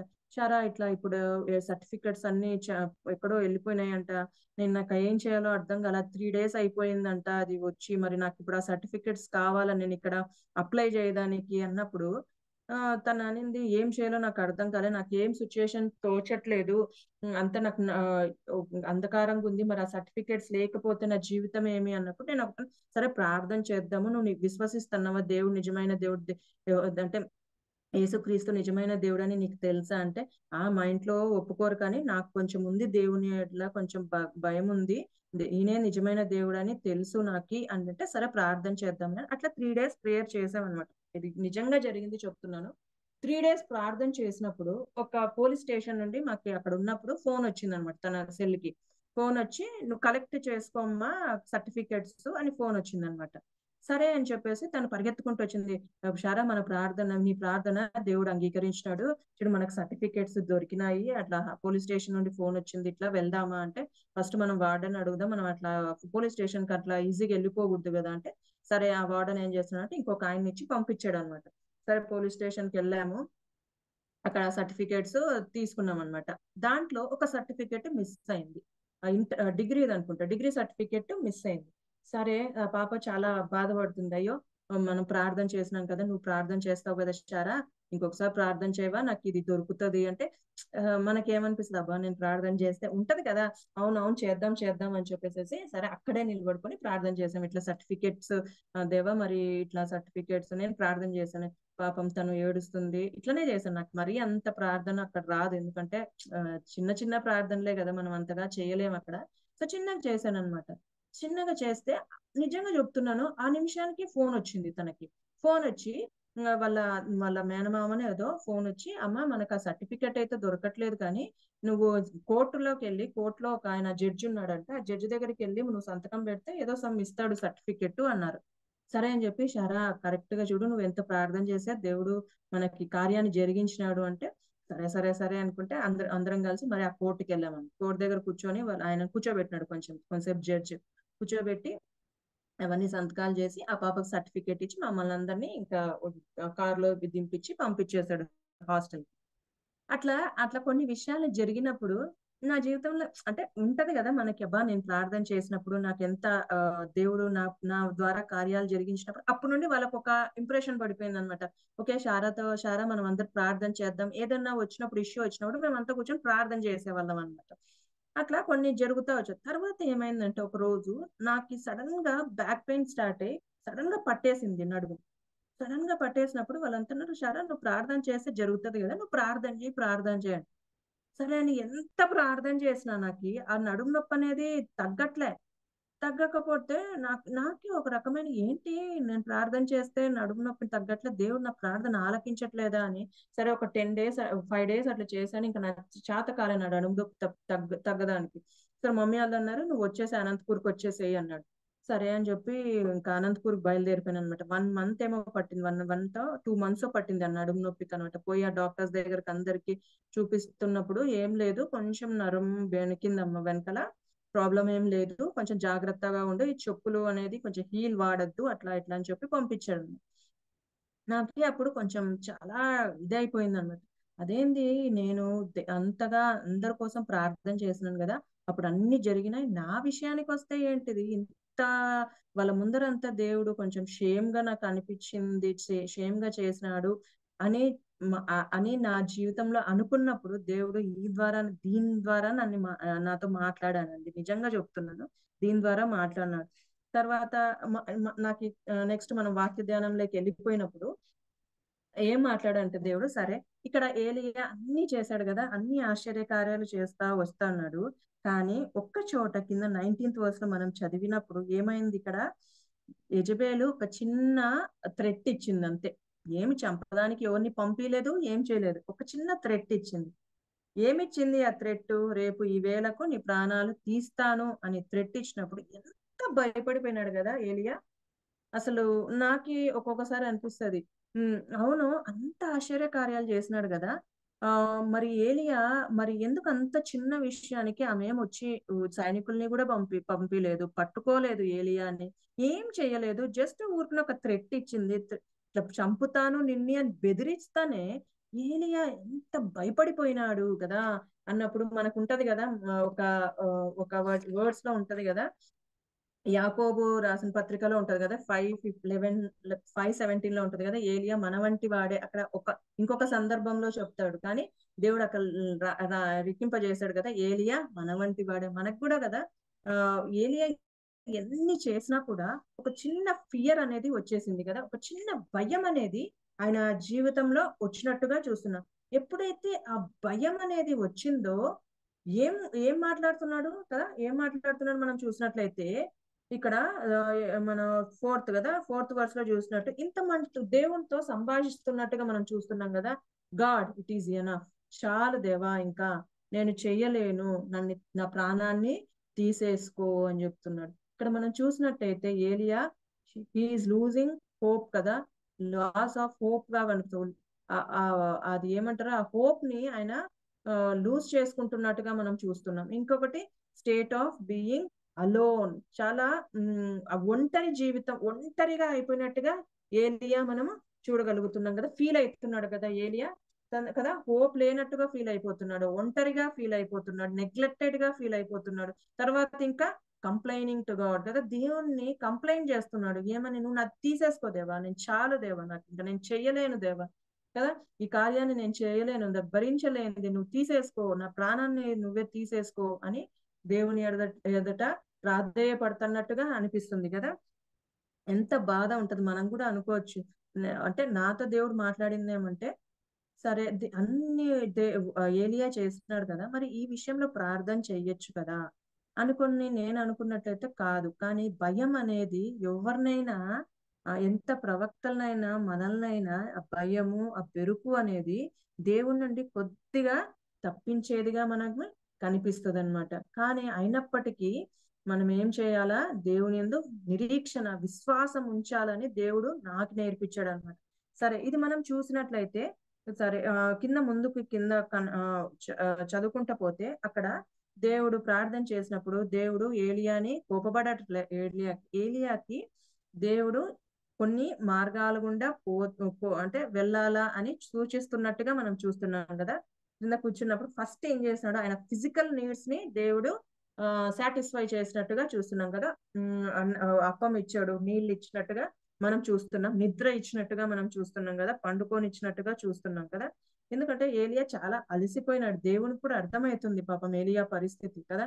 ఎన్నిసార్లు కదా, ఒకసారి అక్కడ నుండి కెరీతు వాగుకి కదా ఆయన వెళ్ళిపోయినాడు, అక్కడ దాగుకున్నాడు. మళ్ళీ కర్మేలు పర్వతానికి వచ్చినాడు, అక్కడ ఏమి సవాల్ చేశాడు, ధైర్యంతో వాళ్ళందరినీ ఏకం చేశాడు, జనులందరినీ ఏకం చేశాడు. అన్ని చేసినప్పుడు ఏలియా ప్రాణం మనకి ఇక్కడ మనం చూస్తున్నాం కదా, యాకోబు రాసిన పత్రికల్లో ఉంటది కదా, ఏలియా మన వంటి ఆయనకు కూడా ఆ ప్రాణము, ఆ శరీరము చాలా ఇదిగా అయిపోయి ఉంటది కదా, అలిసిపోయి ఉంటది కదా. మన జీవితంలో మనమే అట్లా ఇట్లా వెళ్ళినప్పుడు కదా, అంత అవన్నీ గుండా వెళ్తున్నప్పుడు మన శరీరం ఒక్కసారిగా ఏమైపోతుంది, బలహీన పడిపోతున్నట్టుగా అనిపిస్తుంది కదా. ఆ బలహీన పడిన శరీరాన్ని దేవుడు ఏం చేస్తున్నాడు, లిఫ్ట్ చేస్తున్నట్టుగా చూస్తున్నాం కదా. ఫస్ట్ ఫిజికల్ నీడ్స్ ని తీరుస్తున్నాడు దేవుడు చిన్నగా. ఫిజికల్ నీడ్స్ తీర్చుకుంటా వెళ్ళి తర్వాత కిందకు వస్తున్నట్టు చూసినట్లయితే దేవుడు అచ్చట 9వ వచనంలో చూసినట్టు అచ్చట ఉన్న ఒక గుహలోకి చేరి బస చేసెను. యెహోవా వాక్కు అతనికి ప్రత్యక్షమై, ఏలియా ఇచ్చట నీవేమి చేయుచున్నావని అతనిని అడుగగా, అతడు ఇజ్రాయేలు వారు నీ నిబంధనను త్రోసివేసి నీ బలిపీఠమును పడగొట్టి నీ ప్రవక్తలను ఖడ్గము చేత హతము చేసిరి. సైన్యములకు అధిపతియు దేవునగు యెహోవా కొరకు మహారోషము గలవాడిన నేను ఒక్కడును మాత్రమే మిగిలి ఉండగా. ఇవన్నీ దేవునికి తెలియదా? ఇప్పుడు దేవుడు అలగాల్సిన అవసరం ఏముంది? నాకు ఇక్కడ అదే అనిపిస్తుంది. ఇక్కడ దేవుడు ఏమడుగుతున్నాడో, ఇది ఏం చేస్తున్నావు ఏలియా, ఇక్కడ ఒకసారి కదా 2 సార్లు అడుగుతున్నట్టుగా అనిపిస్తుంది. ఫస్ట్ అడిగినప్పుడు ఏం చేస్తున్నావు ఏలియా నువ్వు ఇక్కడ? దేవునికి తెలియదా అండి? ఏలియా అక్కడ నుండి పరిగెత్తుకుంటూ వచ్చిన భయపడుతున్నాడు, టెన్షన్. ఎందుకంటే అక్కడంతా మనం పైన చూసినట్లయితే దేవుడే కదా ఆయనకి ఫిజికల్ నీడ్స్ అన్ని సాటిస్ఫై చేస్తా వస్తున్నాడు. కానీ దేవుడు తన మనసులోది ఏమనుకుంటున్నాడో ఏలియా అని మనసులోది బయటికి రావడానికి, ఆయన ఒప్పుకోవడానికి, ఆయన చెప్పడానికి దేవుడు మనకి ఇస్తున్నట్టుగా, మనము ఒక అవకాశాన్ని ఇస్తున్నట్టుగా చూస్తున్నాం అన్నమాట. చూద్దామండి ఈ డ్యూటెరోనమీ ద్వితీయోపదేశకాండము 8వ అధ్యాయము. ద్వితీయోపదేశకాండము 8వ అధ్యాయము 2వ వచనంలో మనం చూసినట్లయితే, ద్వితీయోపదేశకాండము 8వ అధ్యాయము 2వ వచనంలో మనం చూసినట్లయితే, మరియు నీవు ఆయన ఆజ్ఞలు గైకొందువో లేదో నిన్ను శోధించి నీ హృదయములోనున్నది తెలుసుకొనుటకు నిన్ను అనచు నిమిత్తము. దేవుడు మనకేం చెప్తున్నాడు? మరియు నీవు ఆయన ఆజ్ఞలను గైకొందువో లేదో నిన్ను శోధించి నీ హృదయములోనున్నది తెలుసుకొనుటకు నిన్ను అనచు నిమిత్తము. కాబట్టి ఏలియా హృదయంలో ఏముంది, ఏమనుకుంటున్నాడు, ఏలియా హృదయంలో ఏం తలంచుతున్నాడు, ఏలియా హృదయంలో అది రావాలా. ఇప్పుడు ఏలియా బయటికి రావాలా. కాబట్టి దేవుడు ఈ అణుచుదలని కదా, ఈ అనగొడుతున్నట్టుగా మనం చూస్తున్నాం. నాకు అనిపించింది ఏలియాకి ఒకానొక టైంలో అంటే ఒక ప్రైడ్ వచ్చిందేమో, మనకు తెలియదు. కానీ మనం రాయింది చెప్పలేం, కానీ వచ్చిందేమో మనకు తెలియదు. అది కొంచెం ప్రైడ్ వచ్చిందేమో. ఎందుకంటే ఇన్ని చేస్తున్నప్పుడు, అన్ని ఆయనకి చూస్తున్నప్పుడు, ఆయన జీవితంలో అన్ని చూస్తున్నప్పుడు ఒక్కొక్క మెట్టు కదా, పర్వత శిఖర అనుభవాలే కనిపిస్తున్నాయి కదా. ఫెయిత్ లో అన్ని టాప్ అనుభవాలే కనిపిస్తున్నాయి, అన్ని ఒక అన్యాచురల్ అనుభవాలే కనిపిస్తున్నాయి. కానీ దేవుడు వెంటనే ఒక లోయ అనుభవం ఇచ్చినప్పుడు నీ జీవితము నువ్వు ఎలా ప్రవర్తిస్తావు, దేవుని ఎడల ఎలా నువ్వు దేవుణ్ణి నువ్వు ఎలా మాట్లాడతావు దేవునితో అనేది దేవుడు మన హృదయాల నుండి తెలుసుకొనుటకు మనల్ని అనుస్తాడు. ఈ లోయల గుండా మనల్ని ప్రయాణింప చేస్తాడని నేను కూడా నా జీవితంలో ఈ భాగం ద్వారా నేర్చుకున్నానండి. అంటే ప్రతిదీ దేవుడు మనల్ని ఒక పర్వత శిఖర అనుభవం మన జీవితంలో ఇచ్చినప్పుడు ఆటోమేటిక్ గా కొద్దిగన్నా మన దృష్టి అనేది, మన ప్రైడ్ అనేది పెరుగుతుంది. ఆటోమేటిక్ గా పెరుగుతుంది. నా జీవితంలోనే చూశాను. పెరిగినప్పుడు దేవుడు అక్కడ నీది కాదు, అది నువ్వు చేసిన కార్యక్రమం కాదు అని మన హృదయంలో ఏదైతే మనము ఆలోచిస్తామో అది బయటకి రావాలా, దేవుని ఒప్పింపజేసుకోవాలా, దేవుని దగ్గర పెట్టాలా బాధని అని దేవుడు మనల్ని ఈ లోయ అనుభవం గుండా తీసుకువెళ్తాడు అనమాట. సో ఏలియా కూడా ఇక్కడ మనం చూసినట్లయితే మంచిగా చక్కగా చేశాడు. ఈ లోయ అనుభవంలో దేవుడు ఆయన హృదయాన్ని పరిశోధించినప్పుడు ఏమని చెప్తున్నాడు ఏలియా, ఆన్సర్లు ఏమున్నాయి చూద్దామా. ఒకసారి చూస్తున్నట్లయితే ఏం చెప్తున్నాడు 10వ వచనంలో, అతడు ఇశ్రాయేలు వారిని నిబంధనను త్రోసివేసి నీ బలిపీఠమును పడగొట్టి నీ ప్రవక్తలను ఖడ్గం చేత హతము చేసిరి. సైన్యములకు అధిపతియు దేవునకు యెహోవా కొరకు మహారోషము గలవాడన నేను ఒక్కడును మాత్రమే మిగిలి ఉండగా వారు నా ప్రాణమును కూడా వేయుటకై చూచుచున్నారని మనవి చేసెను. ఇప్పుడు ఏలియా మనస్తత్వం అర్థమవుతున్నట్టుగా చూస్తున్నాం కదా. ఏం అర్థమవుతుంది మనకి? మనం చూసినట్లయితే నేను ఒక్కటనే మిగిలిపోయినాను దేవా, నన్ను కూడా చంపుతున్నారు. అక్కడ ప్రవక్తలు ఖడ్గం చేత అందరినీ చంపేస్తున్నారు కదా. నిబంధన త్రోసివేసి ఇజ్రాయేల్ ప్రజలందరూ నిబంధన త్రోసివేశారు, అందరినీ చంపుతున్నారు, నన్ను కూడా చంపుతున్నారు అని కొంచెం నాకు ఈ మాటల్లో కొంచెం ప్రౌడ్ అంటే కొంచెము అతిశయం వచ్చినట్టుగా మనకి అనిపిస్తుంది. నేను ఒక్కటే మిగిలినాను దేవా, ఇక్కడ అందరు చనిపోయినారు, మరి నేను ఏం చేయాలా, నా జీవితం ఇంతేనా అన్నట్టుగా, ఇంకా చాలు దేవా అన్నట్టుగా మనం చూస్తున్నాం. కానీ మనం ముందు చూసినట్లయితే ఏలియా చేసిన పని వల్ల ఎంతమంది చూడండి, ఎంతమంది కదా దేవుడు ఈయనే నిజమైన దేవుడు, యెహోవాయే దేవుడు అని అన్నారు కదా. అంతటి జనులందరూ దాన్ని చూసి జాగిలపడి యెహోవా దేవుడు అనిన జనులు కదా మరి ఎందుకు మారిపోతాడు? కానీ ఏలియా ఏమనుకున్నాడంటే, నాకు అనిపించింది, ఇది నా వర్షను, ఏమనిపించింది ఆయన ఏలియాకు, నేను ఇన్ని చేశాను కదా, ఇన్ని కార్యాలు చేసినప్పుడు ఆటోమేటిక్ గా యెజబెలు కూడా ఈ ఆశ్చర్య కార్యాన్ని చూసి పశ్చాత్తాపడతదేమో కదా, ఆయన అనుకోయి ఉంటాడేమో. ఈ కార్యాలన్నీ నేను చేశాను కాబట్టి ఇజ్రాయెల్ ప్రజలు నమ్మినారు కదా, నువ్వే దేవుడని ఒప్పుకున్నారు కదా. అట్లా యెజబెలు కూడా ఈ కార్యాలన్నీ చూసి, ఆహాబు కార్యాలన్నీ చూసి నువ్వు దేవుడే నిజమైన దేవుడు అని చెప్పి నమ్మేస్తారేమో, అయిపోయింది ఇక్కడ వరకు అయిపోయింది అని ఏలియా అనుకున్నాడేమో. అనుకున్నాడు అనే నాకు అనిపిస్తుంది కదా. కానీ దేవుడు ఏం చెప్తున్నాడు ఏలియాతో, కాదు ఎందుకంటే ఈయనని థ్రెడ్ చేస్తుంది కదా. అంటే ఇంకా ఆయనకి విసుగు అయిపోయింది, ఏలియాకి విసుగు వచ్చినట్టుగా మనము గమనించగలుగుతున్నాం. ఇంత చేస్తే ఈమె పశ్చాత్తాపడలేదు అని అనుకున్నాడేమో. అనుకొని దేవునికి ఆన్సర్ ఇస్తున్నాడు కదా, ఎవ్వరు లేరు దేవుడా, అందరు ఇజ్రాయెల్ ప్రజలందరూ పాడైపోయినారు, నేను ఒక్కడనే మిగిలినాను, నన్ను కూడా చంపుతున్నాడు అని ఆయన చెప్పినప్పుడు దేవుడు కార్యాలు చేస్తా వస్తున్నాడు కదా. వారు నా ప్రాణమును కూడా తీసి వేయుటకు చూచున్నాడని మనవి చేయగా, అందుకు ఆయన నీవు పోయి పర్వతం మీద యెహోవా సముఖమందు నిలిచి ఉండమని సెలవిచ్చిన. అంతటి యెహోవా ఇక్కడ మనం అన్ని చూస్తున్నట్లయితే ఆ వైపున సంచరింపగా బలమైన పెనుగాలి లేచెను. ఫస్ట్ ఏం బలమైన పెనుగాలి లేచింది. యెహోవా భయమునకు పర్వతములు బద్దలాయను, శిలలు చిన్న భిన్నములాయను, గాని యెహోవా గాలి దెబ్బ యందు ప్రత్యక్షము కాలేదు. ఫస్ట్ తర్వాత గాలి పోయిన తర్వాత భూకంపం కలిగిన, అక్కడ కూడా ఆ భూకంపంలో కూడా యెహోవా ప్రత్యక్షం కాలేదంట. నెక్స్ట్ కిందకి చదివినట్లయితే నిమ్మలించగా తర్వాత మెరుపు కలిగింది కదా, తర్వాత ఫైర్ వచ్చినట్టుగా చూస్తున్నాం, అక్కడ కూడా యెహోవా ప్రత్యక్షం కాలేదు. భూకంపము అయిన తర్వాత ఆ మెరుపు పుట్టెను, కానీ ఆ మెరుపునందు కూడా యెహోవా ప్రత్యక్షము కాలేదు. సో ఇవన్నీ ఏలియా చూసిన ఆయనే కదా. ముందంతా కదా ఫైర్ ని చూశాడు, ఆ భూకంపాన్ని చూశాడు, అన్ని చూసిన ఏలియా ఇలా ఉండదు. ఏలియా మనము ఇవన్నీ చేస్తే ప్రజలు నమ్ముతారు, నేనే నిజమైన దేవుడని నమ్ముతారు, కొంతమంది నమ్మచ్చు. కానీ ఇవన్నీ చేస్తే కాదు, ఆ దాంట్లో నేను ఉండను, కానీ మిక్కిలి కానీ కింద చదివినట్లయితే అంతలో ఏలియా ఇచ్చటని ఏలియా దాన్ని పైన చూద్దామంటే మెరుపు ఆగిపోయిన మిక్కిలి నిమ్మలముగా మాట్లాడు ఒక స్వరము వినబడును. మిక్కిలి నెమ్మది స్వరము వినబడిందంటే ఏలియాకు. ఏలియా దాన్ని విని తన దుప్పటితో ముఖము కప్పుకొని బయలుదేరి గుహ వాకిట నిలిచాడు. అంతలో ఏలియా ఇచ్చట నీవేమి చేయుచున్నావని ఒకడు పలికిన మాట అతనికి వినబడును. తర్వాత అన్ని చూపించినాడు దేవుడు, కానీ మిక్కిలి నెమ్మదైన స్వరంతో దేవుడు ఏలియా నువ్వేం చేస్తున్నావు ఇక్కడ అన్నప్పుడు ఏలియా అది గ్రహించుకోలేకపోతున్నట్టుగా మనం చూస్తున్నాడు కదా.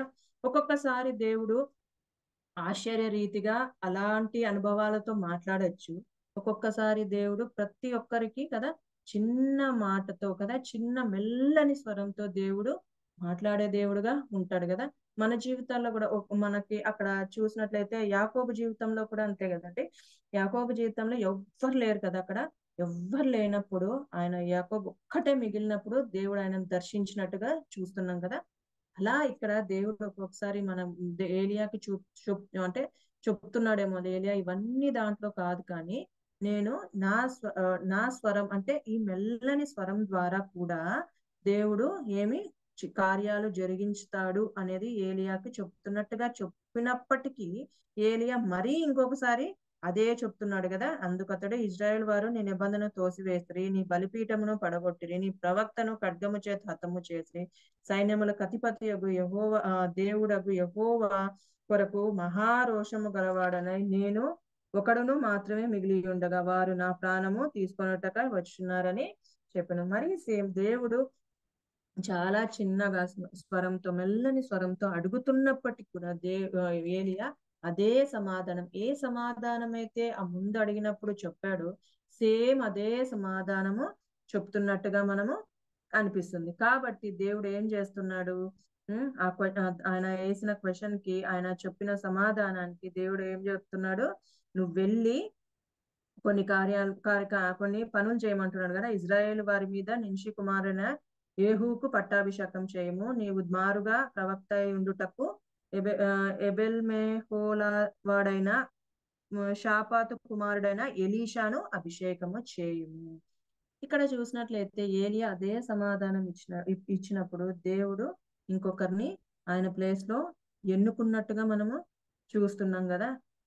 ఒక్కొక్కసారి అనిపిస్తుంది కదా, నీ స్థానంలో నేను ఎవరిని అనుకుంటున్నాను, షాపాతు కుమారుడైన ఎలీషాకు అభిషేకము చేయుము నీ మారుగా. కాబట్టి ఏలియా దాని వల్ల కదా ఏలియా కిందకు వచ్చినప్పుడు కొన్ని చేశాడు, కానీ నెక్స్ట్ దేవుడు ఎలీషాకు ఏలియా ఇది ఇచ్చినట్టుగా మనం చూస్తున్నాం కదా. ఇచ్చి దేవుడు ఇంకా ఏం చెప్తున్నాడు 18th verse లో చూసినట్లయితే, ఆయనను ఇజ్రాయేలు వారిలో బయలునకు మోకాళ్ళునకాయు నోటితో వాని ముద్దు పెట్టుకొనక యుండు 7,000 మంది నాకు ఇంకనూ మిగిలి ఉందురు.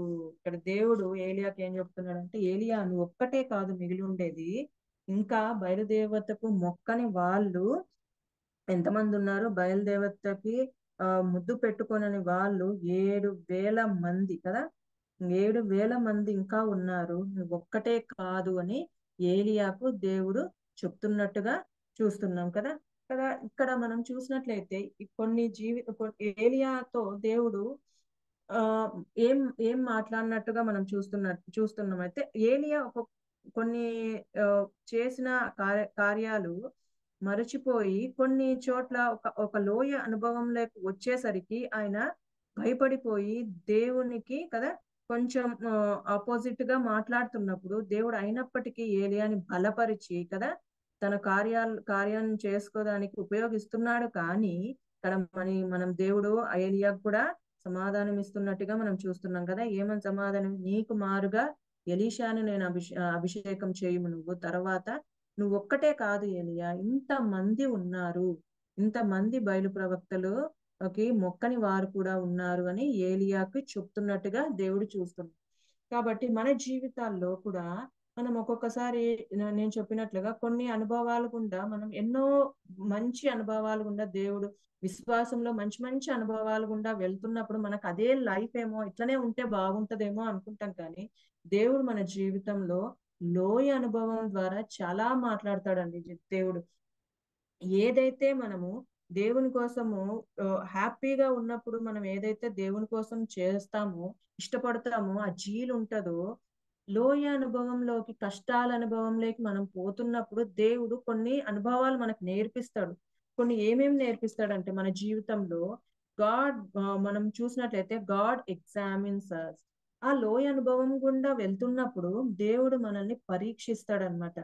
నిజంగా ఈ బిడ్డ ఈ లోయ అనుభవంలో నాకు హత్తుకొని ఉంటదా, నన్ను ఇష్టపడుతుందా ఈ బిడ్డ, నాతో మాట్లాడుతుందా ఈ బిడ్డ అని దేవుడు ఎగ్జామిన్ చేసే దేవుడుగా మన దేవుడు ఉంటున్నాడు. తర్వాత ఇంకా God wants to empty him. Last కి ఆయన మనల్ని ఎంప్టీ చేయడానికి, అంటే ఇంకా ఎవ్వరు లేరు దేవా, నీ మీదే నా ఆధారము, ఇంకా మనము ఇంకా ఒక లోన్లీనెస్ లోకి వెళ్ళిపోయి ఇంకా దేవుడే మనకి దిక్కు అనే స్టేజ్ కి దేవుడు తీసుకొని వస్తాడనమాట. ఇంకా ఆయన తప్ప మనకి ఇంకా ఎవ్వరు లేరు అనే స్టేజ్ కు తీసుకొని వస్తాడు. తర్వాత ఇంకా మనకి God want to educators or teach. ఈ లోయ అనుభవం ద్వారా, ఈ కష్టాల ద్వారా దేవుడు మనల్ని ఎడ్యుకేట్ చేస్తాడనమాట. కొన్ని మంచి మంచి అనుభవాలు అనమాట మనకి కలుగుతాయి. ఎందుకంటే నా జీవితంలోనే చూసినట్లయితే అనుకుంటున్నా గానీ, ప్రతి ఒక్క ఒక 2 ఇయర్స్ బ్యాక్ మీకు తెలిసిందే లోయ అనుభవం గురించి వెళ్తున్నప్పుడు ఒక్కొక్కసారి దేవుడు ఆ 2 ఇయర్స్ బ్యాక్ ఇదే దాని ద్వారానే మాట్లాడినాడు దేవుడు నాతో. ఆ లోయ అనుభవంలోకి వెళ్తున్నప్పుడు నువ్వు క్వశ్చన్ మార్క్ చేస్తున్నావా దేవా, ఇంకా చాలు దేవా, నాకు తీసేసుకోనని అనే మాటలు నీ నోటి నుండి వస్తున్నాయా? ఆ మనకు ఒక్కొక్కసారి ఆ ఫ్రస్ట్రేషన్, ఆ కోపంలో వచ్చేస్తాయి. ఎందుకు దేవా నన్ను పుట్టించావు, ఎందుకు దేవా నన్ను ఇంతవరకు తీసుకొని వచ్చావు అనేటిది మనము మాట్లాడతాం అనమాట. అలా నువ్వు మాట్లాడతావా అని దేవుడు పరీక్షిస్తున్నాడు అని దేవుడు నాకు నేర్పించాడు అనమాట. తర్వాత ఈ అనుభవంలో పోతున్నప్పుడు మనం ఎడ్యుకేట్ అవుతా పోతున్నమాట. ఒక్కొక్కటి మన జీవితంలో నేర్పిస్తా పోతాడనమాట. నేను నేర్చుకున్న నా జీవితంలో నేను నేర్చుకున్న అనుభవాలు ఇవేమంట. నన్ను ఎడ్యుకేట్ చేశాడు ఆ లోయ అనుభవం ద్వారా, నన్ను ఎంప్టీ చేశాడు దేవుడు ఆ లోయ అనుభవం ద్వారా, నన్ను ఎగ్జామిన్ చేస్తా వచ్చాడు. నా జీవితం ఎలా సాగిస్తుంది బిడ్డ అనేది నన్ను ఎగ్జామిన్ చేస్తా వచ్చినాడు అనమాట దేవుడు. ఈ వాక్యాలను బట్టి నేను దేవుని ఎడ్ల నాకు మనం అందరం అనుకుంటాం లోయ అనుభవాలు వద్దని, కానీ మనం కోరుకోవాల్సిందే ఆ లోయ అనుభవాలు అనమాట. ఆ లోయ అనుభవాల ద్వారా ఇంకా దేవుడు మన జీవితాల్లో ఆశ్చర్య కార్యాలని చేసినప్పుడు ఎంత దేవుని మీద ఎంత విశ్వాసము, ఆ విశ్వాసం కలుగుతుందంటే దేవుడు నిజంగా నా పక్షాన ఉన్నాడు అనే విశ్వాసాన్ని దేవుడు మన హృదయాల్లో నింపుతాడనమాట. కాబట్టి మనం కూడా ఏలియా ప్రవక్త పాపం, అంటే మనం అనుకోవచ్చు ఏలియా ఇలా ఎందుకు అన్నాడు అని, కానీ ఏలియా ద్వారా మనం నేర్చుకున్న విషయాలు కూడా ఏలియా అయితే ఎలా అలా ఒక్కొక్కటి దేవుని ఎడల నేర్చుకున్నాడో, తర్వాత దేవుడు ఎలా అయితే ఏలియాని మరి కన్ఫ్రంట్ చేశాడో, అలా మన జీవితాల్లో కూడా పాఠాలు, మన లెసన్స్ మనము నేర్చుకునే వారిగా ఉంటున్నామండి. దేవుడి చిన్ని వ్యాఖ్యను దీవించిన గాక. ఇచ్చిన అవకాశానికే ఆంటీ వందనాలు ఆంటీ. వందనాలమ్మా, చక్కని వాక్యం మాకు అందించి వైజాగ్ నుంచి సారా నవజీవన్ ఏలియా ద్వారా దేవుడు జరిగించిన మరి